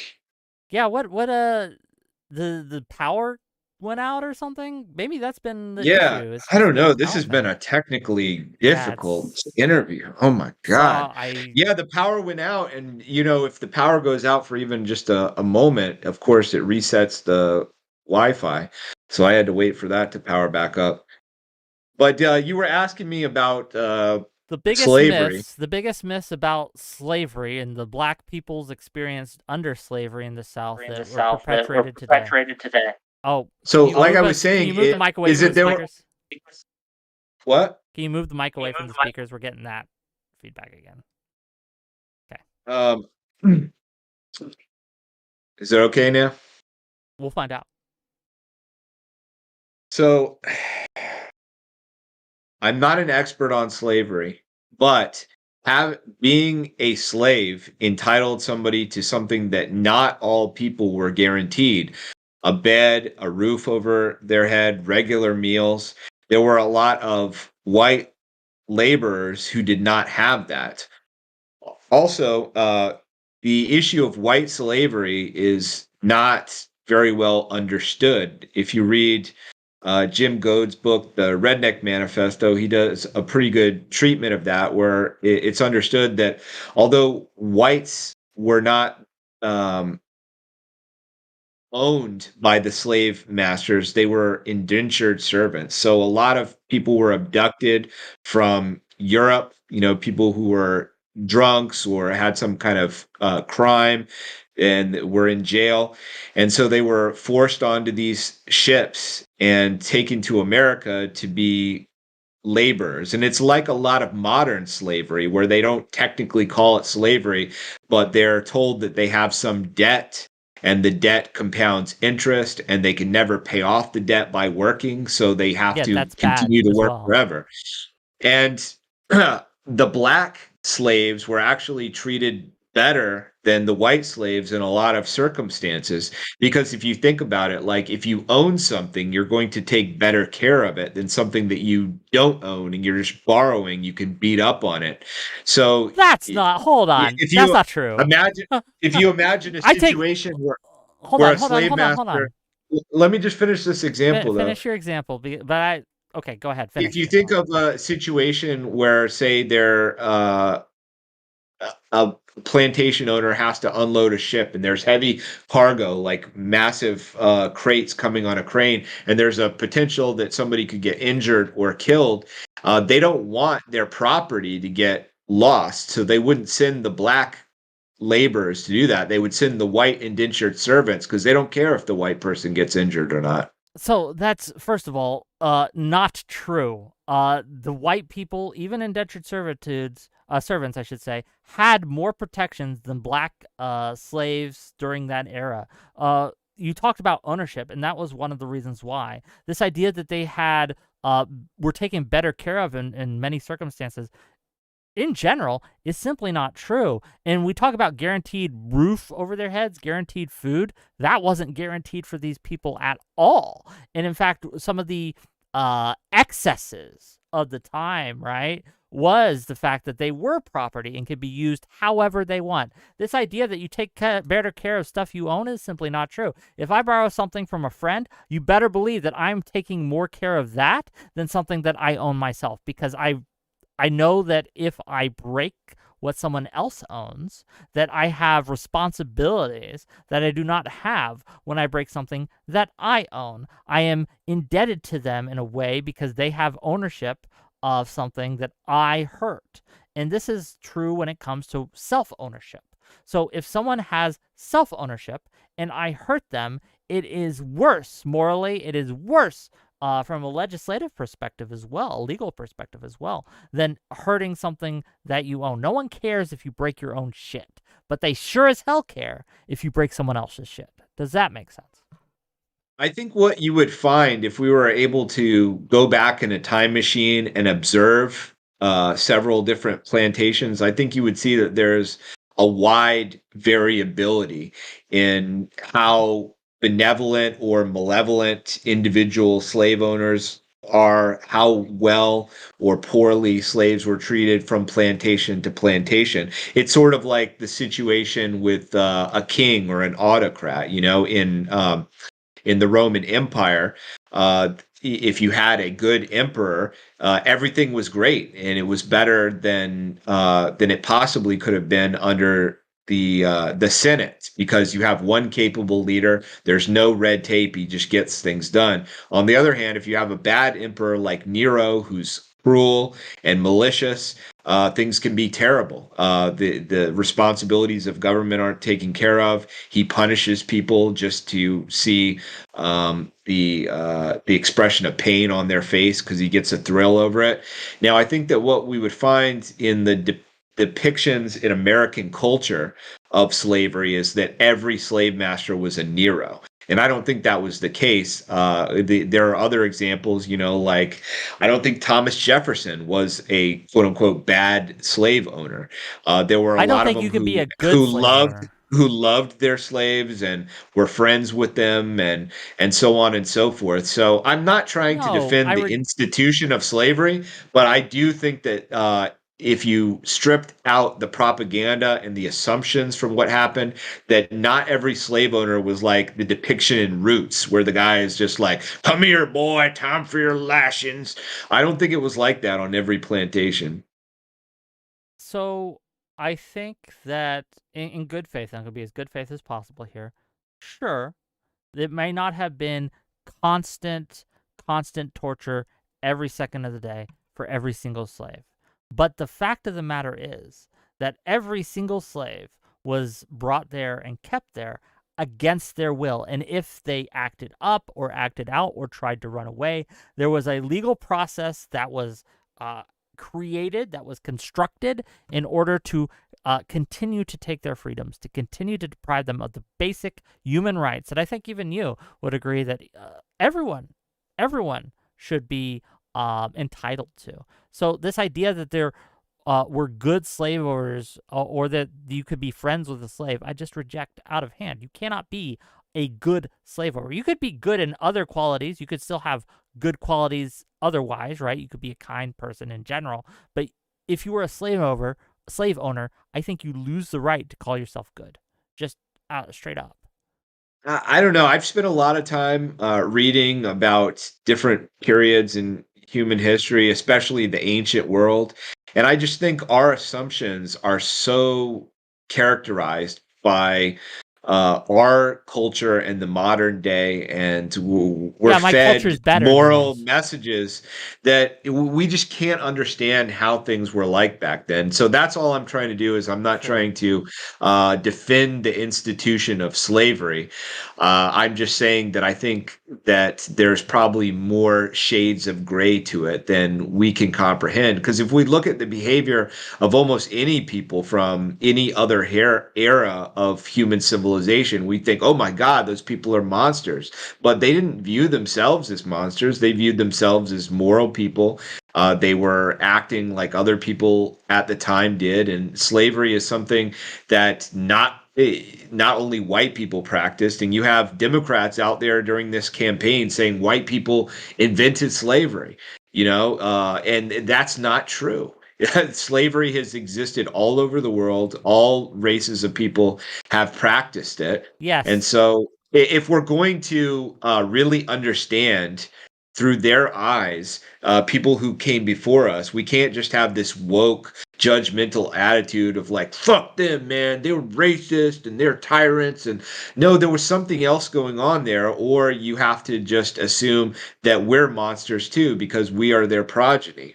I do not believe we are responsible for the sins of our ancestors. I reject that notion from the left. I reject it from the right as well. I think that we can look at other cultures and we can view some as better and some as worse. We can recognize that back in the day, all sorts of cultures engaged in the practice of slavery. All those cultures were worse than mine currently. They just are. As soon as your culture enables and practices slavery, you are just a worse culture than a one that does not. That one that outlaws the practice, that one that looks down on the practice, that one that fights against that practice. I'm not a cultural relativist. I think that there are some cultures that are simply better than others. For example, I think that the culture in Iran from the Iranian government, I think the culture of a lot of the Middle East is simply worse than mine. Western culture is simply better, right? And we can look at these past cultures, the past cultures of Jim Crow South. We can look at the culture of slavery, chattel slavery South. We can look at the cultures that enabled slavery in other parts of the world, and we can make the moral judgment that we are better than them. That doesn't mean we have to say that they're entirely cast off everything they've ever done. Even people who have done monstrous things can also have something to offer the world, right? We can benefit from some of the things that they did that were good. But I think that, again, this idea that we can't criticize them because they lived in a time where everyone was doing it, I just reject that notion. Well, I just think that it's very chauvinistic to assume that the culture you were brought up in is the end all be all of No, there's morality. we can improve. We got room for improvement here. I'm not saying we're perfect by any means, but I am saying that yes, currently we are better off morally than we were back in the 1800s. Yes.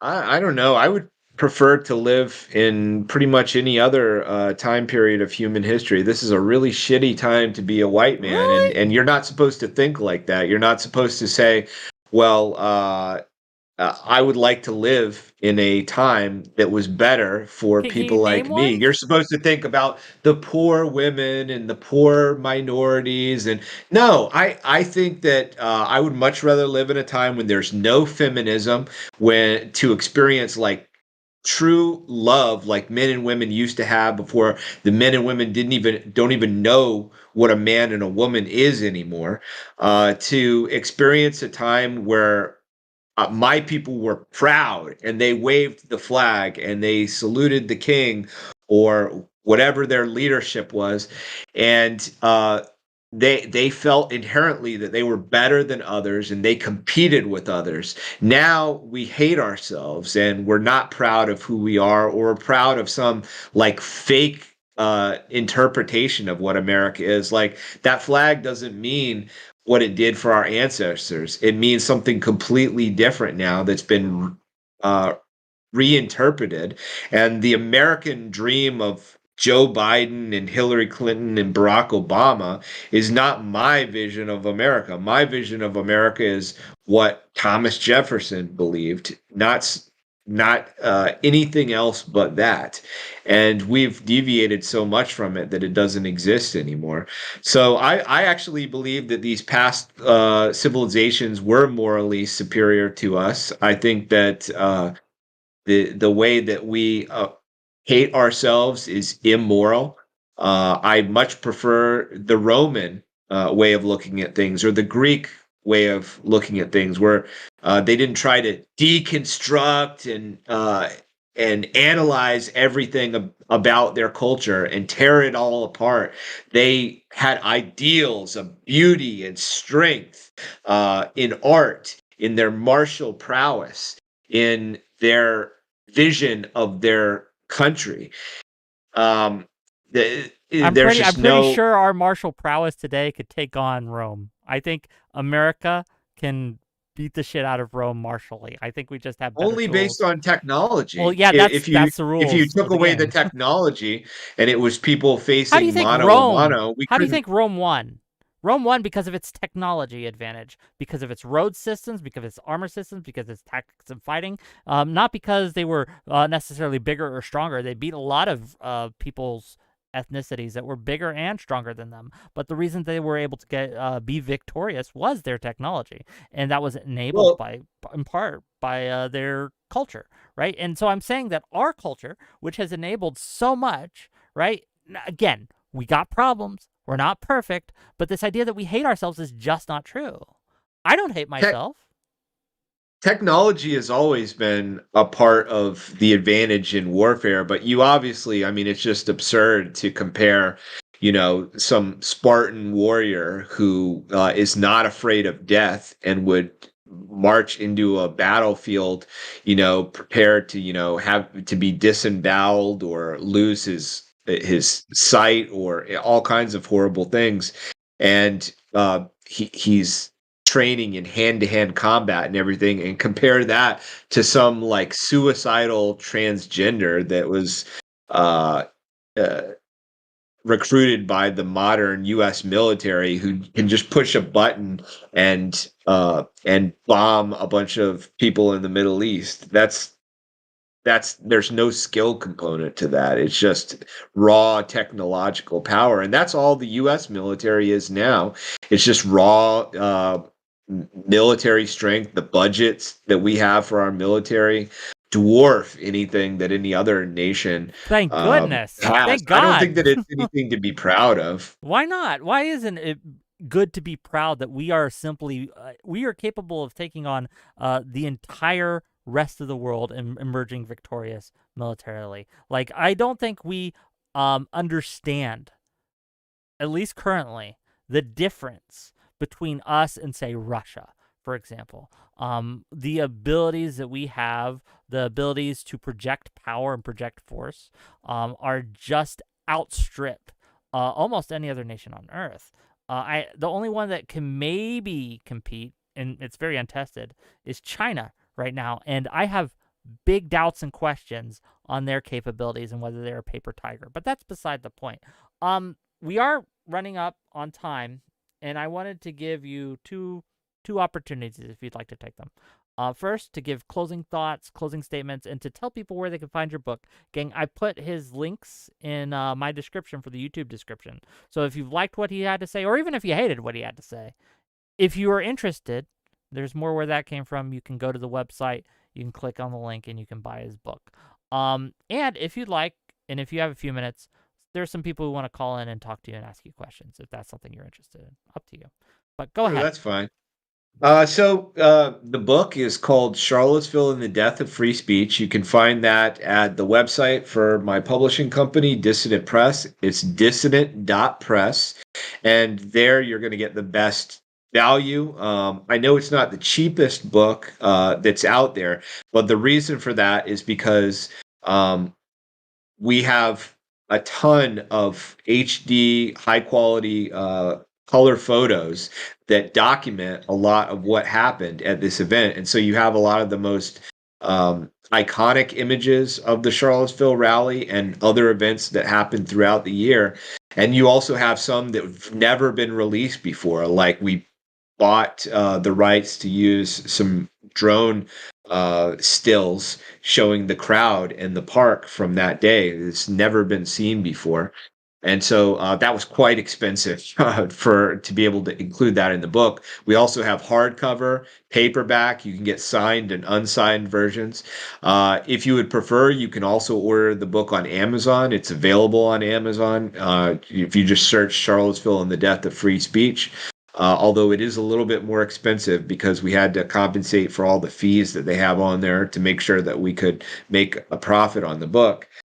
But I will say that the book is for everybody. It's not just for people who agreed with what I have to say, because there's a difference between offering opinion commentary like I'm doing today and working in my capacity as a journalist. And I do both in the book. I did not write the book for white nationalists. I wrote it for people who are interested in real history and understanding the perspective of people who are denigrated, people who are hated.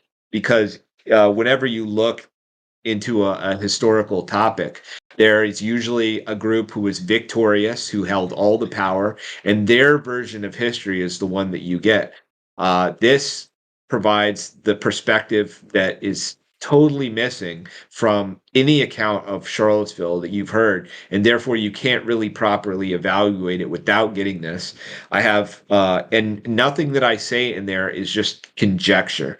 I back up everything with extensive footnotes. There's QR codes you can hover your phone over and get directed instantly to videos, secret audio recordings of conversations with the police, the actual documents from like the lawsuit that I filed with the ACLU, posters from the event, everything.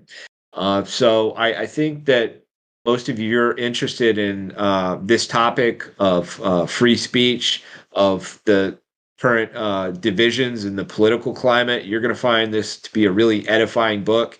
And I think you'll be surprised, maybe, if you thought, well, his opinions are lunkheaded on this issue or another. I really put my best foot forward, and I think you'll find that it's a really excellent book, Charlottesville and the Death of Free Speech. Links in the description if you're interested in that. Gang, if you've enjoyed this conversation, if you like this content, hit that like button, hit that subscribe button. We do these kinds of conversations all the time with people from all over the political spectrum, from Destiny to Jason Kessler here, right? We've had all sorts, Cenk Uygur on the show. We've had Brianna Wu, people from all across the spectrum. Before we let callers in, I just have one more question. Trump's very fine people comment. Was he referring to you?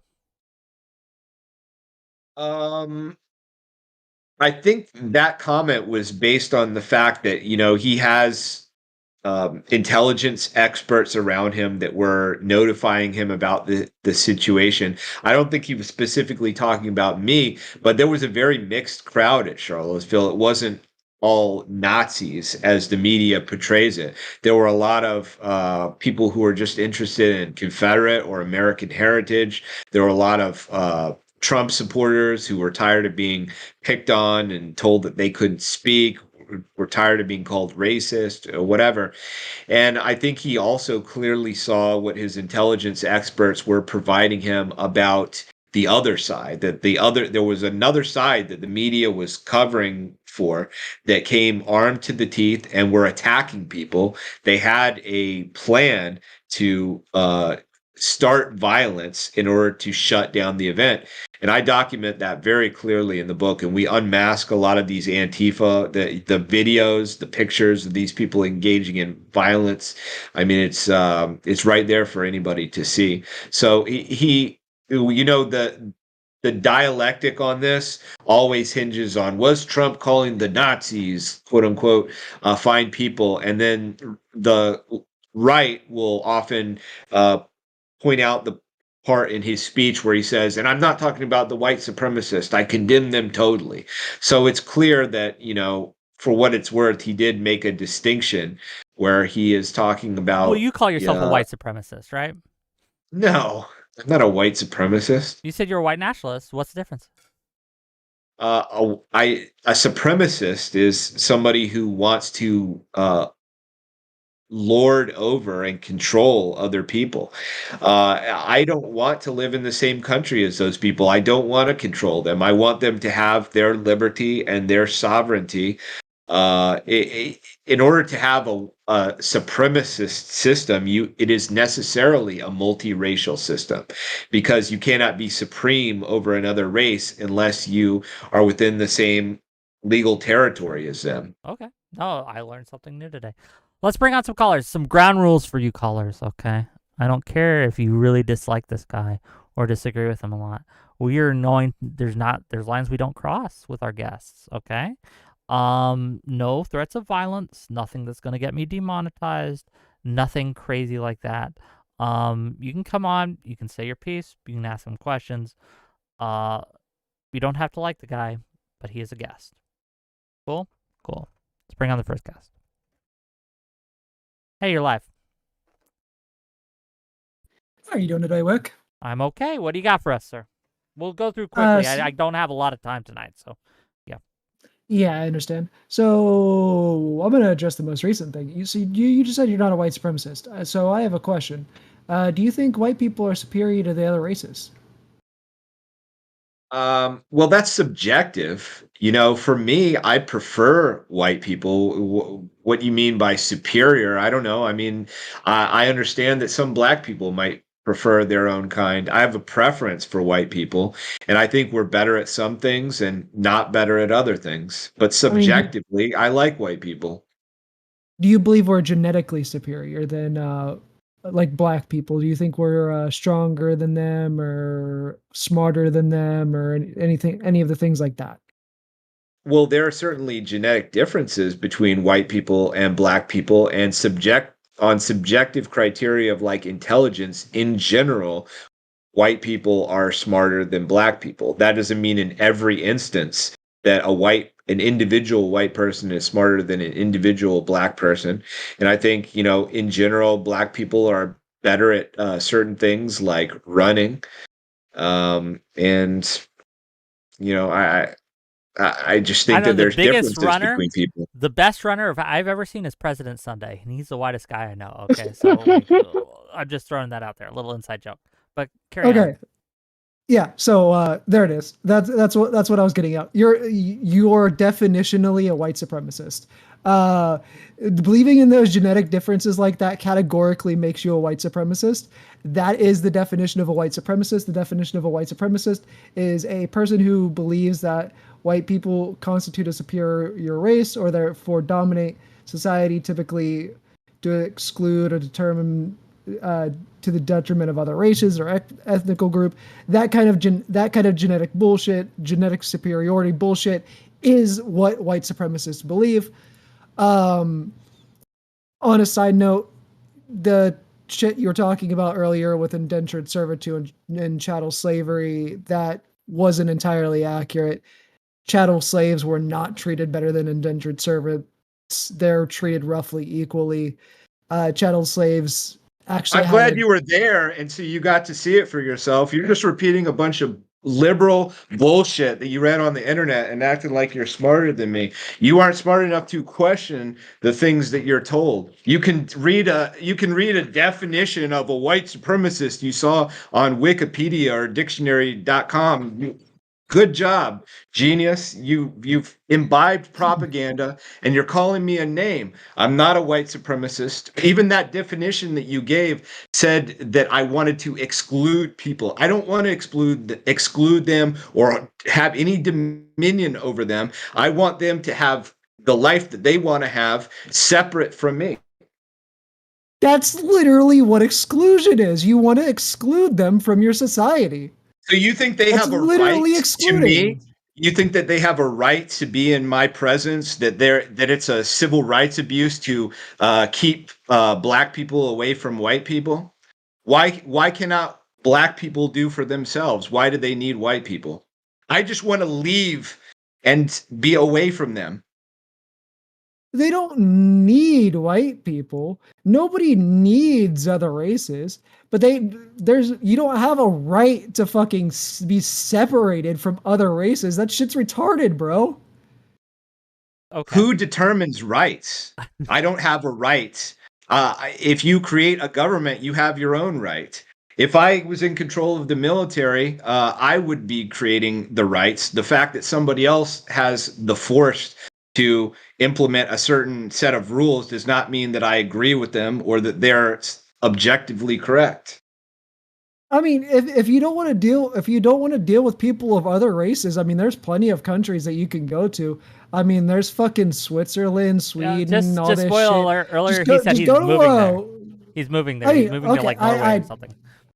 I joined relatively late. I mean, Fair. there's plenty of super fucking white countries you can go to. I mean, enjoy it. And they're being flooded with immigrants right now. If you wanted to live in a black-only country, you could choose from a smorgasbord, an entire continent where you would see nothing but black people. But there's increasingly few countries where you can go that preserves the natural habitat of white people. They're being flooded because why? Because white people are more prosperous. We're more successful because of our intelligence, our creativity. It's good to be white, and everybody wants to be in the white countries because they want that money, they want that prosperity that they know we have. Okay. Last word, Vigilante, and then we're gonna cycle out to the next guest. Yeah, I mean, I'm just glad that I got to show his true colors. This is fun. You have a good day, Wick. Have a great day. Thank you for calling in. Next caller. Hello, you're live. Hey, how's it going? It's going well. How are you? Doing well. Just to defend him for half a second, it Him? is true that when you get into Vigilante or Jason? Kessler, Kessler, okay. Jason, like the more you get into groups, the more nuance they're going to have between terms. And so if you talk to somebody who calls themselves a lefty, they're going to have a difference between a lefty and a leftist. And it's the same with all white nationalists are going to have a separation between nationalism and supremacy. And obviously what he's advocating for is not supremacy over other racial groups. He's advocating just for his racial group to have their own separate nation or their own separate way of living. And so it is technically different in some way. So Kessler, I did want to ask you a couple of questions. I know I listened to the court hearings a while ago, and he was asking you a little bit ago about the Unite the Right rally. It did seem, from what I watched, you were talking a lot about like the problems with the cops and kind of like problems with organizing when you were on here. But from what I remember, and I could be wrong, I thought that a larger part of the problem was with like Spencer and the decisions that he made. And No, I think that the cops were more important because really, when you're organizing a rally, there's very little that the organizer can really do.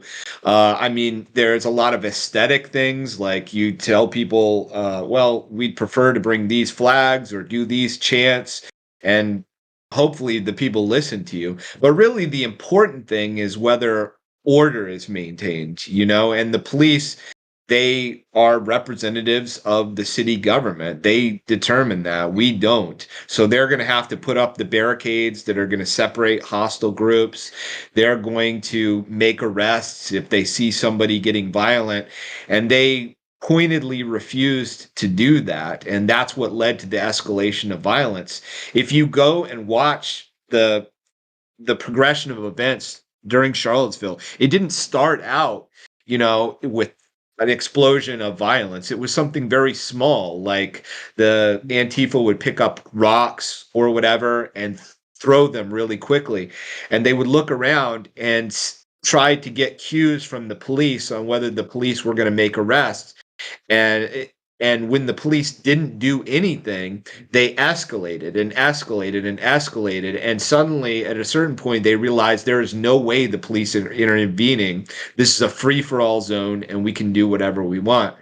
But initially, they did have Spencer. like blockades and fences and everything blocking, where they had like counter protesters going to one side of the fences and alt-right protesters going to the other side of the fences, and both sides continuously kind of went around the fences and kept like kind of instigating problems with each other. From what I saw, is that not what you saw?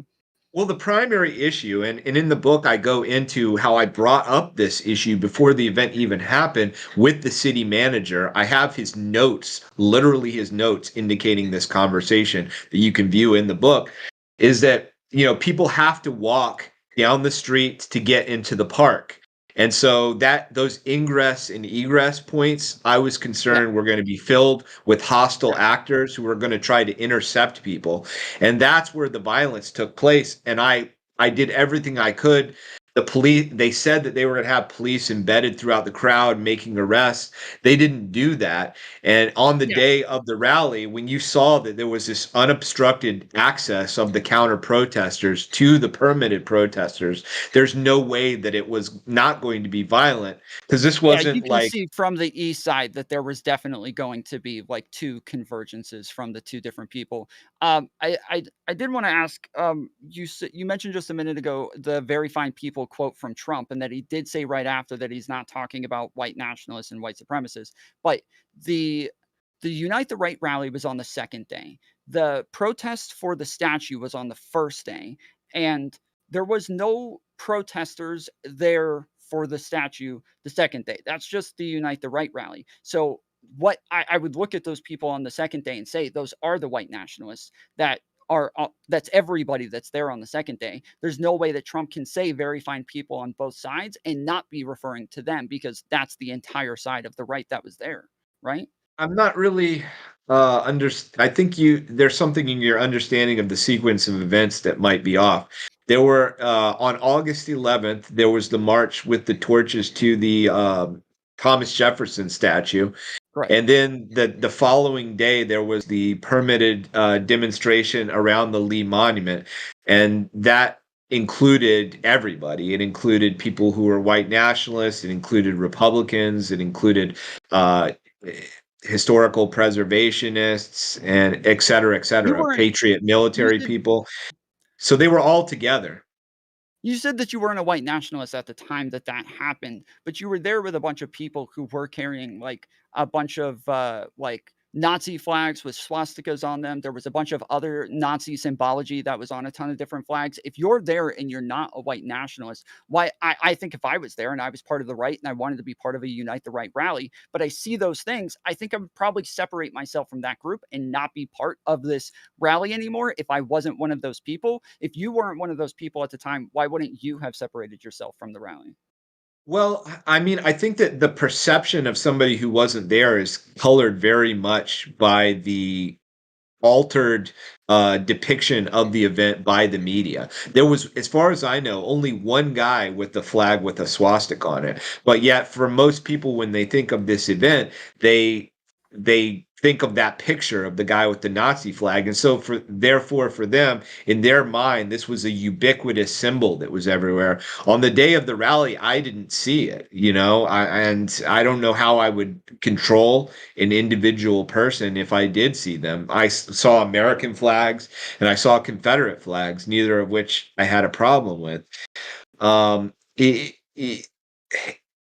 I had never tried to organize an event on this scale before, and it was really important to me that we kept out a lot of this really offensive imagery. I didn't want people talking about Jews or black people. I didn't want any Nazi symbolism whatsoever. It was supposed to be purely about defending white people and defending American Sure. history. A question on But that, I just real didn't quick. understand how radical the alt-right was, and there are just a lot of like what they call spurgs, people who are like The autistic, Proud and Boys they knew how radical Oh, everybody else there was. The Proud Boys were told not to show up because everybody else who was going to be there was too radical for them. Yet you don't think other people who are just not white nationalists and not white supremacists aren't going to look at everybody else there and think, you know what, these people are a little too radical for me. I don't want to be put in with the rest of this group. well, there were Proud Boys there, first of all. The guy, They got kicked Enrique out of the building. They Tarrio, got kicked out. the Hispanic dude that ended up becoming the leader of the group, he was there. But there was a progression to the event that things just kind of got out of control. I Who wanted to have control over the optics, as they call it, and the message. I was encouraging people to have a more like mainstream whose presentation. idea was the chant "Jews will not replace us"? Whose idea That for was that from the chant first was? night. That was from the That first was night. that was a there was a common chant that was done by the group Identity Europa, that was "You will not replace us." And so people started chanting that, and it was once again one of these things that people's perception of the event is colored by the media depiction, Wait, are because you there are you was a saying that smaller wasn't the chant? subset there was a smaller subset of people who were chanting "Jews will not replace us." It was not the whole group, and I refer to that as basically a troll's veto. Like if you have a group of people who are doing a chant, it takes a very small number of people to try and hijack that with their own thing. And so the way that the perception is colored is, I'm not saying that there weren't people chanting it, but the media focuses in on that, and they like to play the footage where the mic is near those people, so it sounds louder. It sounds like it was everybody doing that. Yeah, but that's gonna I, go I back to what I was saying before. I mean, I've been part of BLM protests where people are there chanting things like "pigs in a blanket, fry 'em like bacon," and even if I agree with the things that they want done, I'm gonna separate myself from this protest as soon as people are chanting things like that. I don't wanna be part of a group of people who are chanting "pigs in a blanket, fry 'em like bacon," and I would expect the same of people on the right who don't wanna be part of a group who are chanting things like "Jews will not replace us," right? Well, I respect your opinion and I understand where you're coming from, but it was a different thing for me because I was somebody who was helping to organize this. I put Sure, so I don't much. mean you specifically, I but what the point that I'm making isn't that you should have separated yourself. What the point I'm making is that if we're talking about Trump saying things like good people on both sides, yet we can look at the people who are there and we would think, okay, anybody who's not part of that group, somebody who's not going to be running around with Nazi iconography or somebody who's not going to be running around with swastikas or saying Jews will not replace us, those people would likely have removed themselves from that protest and gone home, and everybody who was left was going to be the people that Trump says he's not talking about. Well, I don't think that Jews will not replace us chant was happening on August 12th when you had the mix of people in Right. there. And yeah, I just don't think that it was the same thing. The majority of people who were there had American flags and Confederate flags, and we Mhm. weren't ever allowed to speak. So there wasn't really too much of anything that anybody could have objected to and left. And also you got to remember, it wasn't just about white identity or Yeah, of um, course.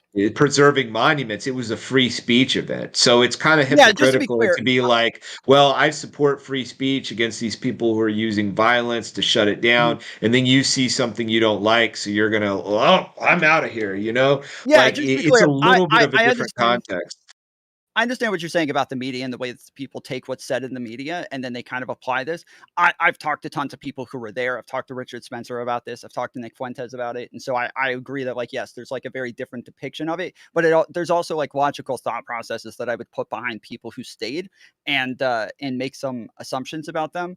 There's I guess the only other thing I wanted to mention is there was something that you mentioned about the fact that there Yeah, are one more question because we do got to cycle a little bit. I do have a little bit of time. Sorry. there was you mentioned two statistics. One is that there's a statistic showing that there's rich black people who commit higher crimes than poor white people. That's not true, but they do commit more crimes than rich white people. So black people who are wealthy commit more crimes than white people who are wealthy. Black people who are poor commit more crimes than white people who are poor. And then the 1350 stat, the 50% doesn't apply to all crimes, and it doesn't even apply to all violent crimes. It's like 2 violent crimes. It's mostly murder that they commit at a 50% rate, and then the rest of the most crimes are still disproportionate, just not up at 50%. Most of them are around like 25 to 30% crime rates. But yeah, that was about it.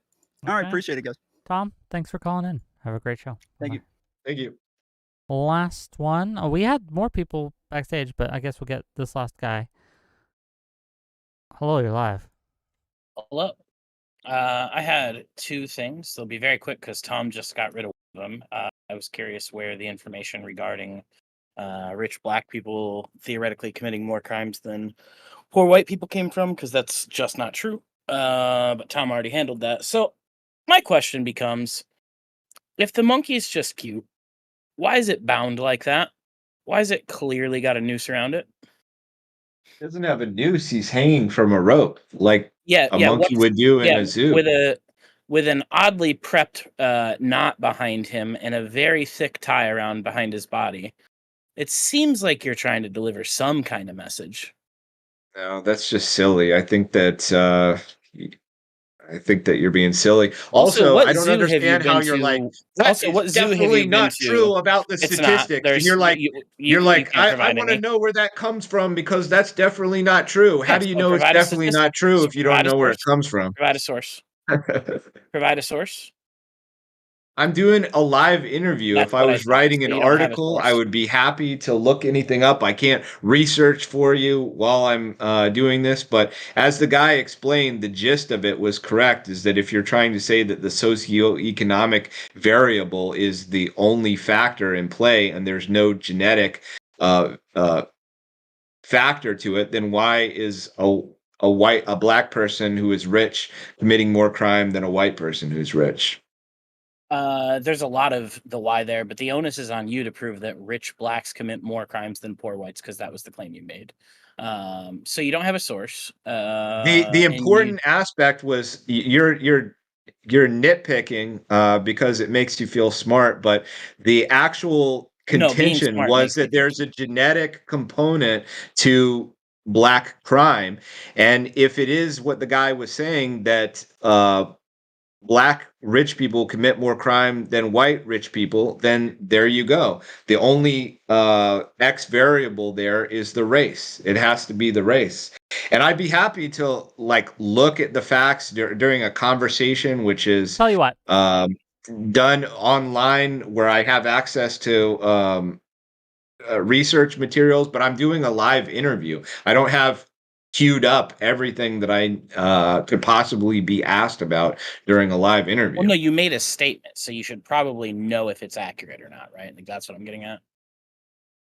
Yeah, but look, buddy, you're wrong, because the statistics showed that black people who are rich commit more crime than white people who are rich. That's not what you said, and you though. can't get around that. You can't get around that. So I can get around what you said. You're trying to nitpick on some peripheral issue. And I found a technicality where you were wrong. You didn't have it memorized during a live interview. I am smarter than you. Bub. You're not smarter and you're wrong. I am smarter and I'm right. And it's not a technicality. It's the exact statement you made. Also, I know what you are, but what am I? What zoo have you ever been to where they tie monkeys from trees? He's not tied from a tree. He's grabbing it with his hands. You're okay. I'm really gonna have to. I want to see the monkey. I'd like to see that. Look, I can't tell. I honestly can't tell. He's holding a rope. It's an innocent little monkey. You are just ridiculous. Okay, he is holding a rope. Fair enough. It's not a black person. You're the one who's saying that by inference that a monkey is the same as a black person. Hey, it He's was not worth like a asking the black question. man in. He's not a black man or anything like that. You're saying that a monkey means a black person. In your No, I'm saying that's the kind of paternalistic, dog whistle a guy like I've you got to might throw. protect all the poor black people that these racists are calling like monkeys. You're the one who's calling black people monkeys, buddy. I didn't do Okay. that. Okay. Last statement. And then Lethy Waterkai, if you want on, I'll let you on. But otherwise, we're just gonna end it. So last words from Parallax, and then we'll wrap this up. You look like Joel Edgerton could play you in a shitty biopic if you ever became worth making a movie about. Okay. I appreciate you coming on and doing the call-ins. I do think thank you for that. Obviously we disagree ideologically, but gang, I respect the hell out of anyone who's willing to come on the show and talk to me directly. I really appreciate that. So thank you for coming on. Is there any last words that you'd like to say to the audience? That's it. You can find me on Twitter at the Mad Dimension. If you want to read additional articles that you'd like to sample before buying the book or whatever, I've got lots of articles up at jasonkessler.us. Okay. And you can find links to videos and everything else through there. Gang, if you like them or if you hate them, check them out. Thank you for coming on. I'll see you all tomorrow at 7 p.m. Eastern, where I'm going to have a debate. I'm going to actually be entering the ring, and I'm going to be debating someone on whether or not it should be legal to burn this fella. I think it should. I don't think anyone should be arrested for burning their flag. Whatever flag it is, it doesn't matter, right? If it's American, LGBT, doesn't matter. They should be able to burn it. This guy thinks this should be illegal, so we're going to have a debate on that. It should be fun. Then on Thursday, I'm having an all-veteran panel together to talk about Tim Walz and the accusations of stolen valor around that. Other than that, I'll see you guys tomorrow. Bye-bye, everyone. Bye-bye. Oh, we went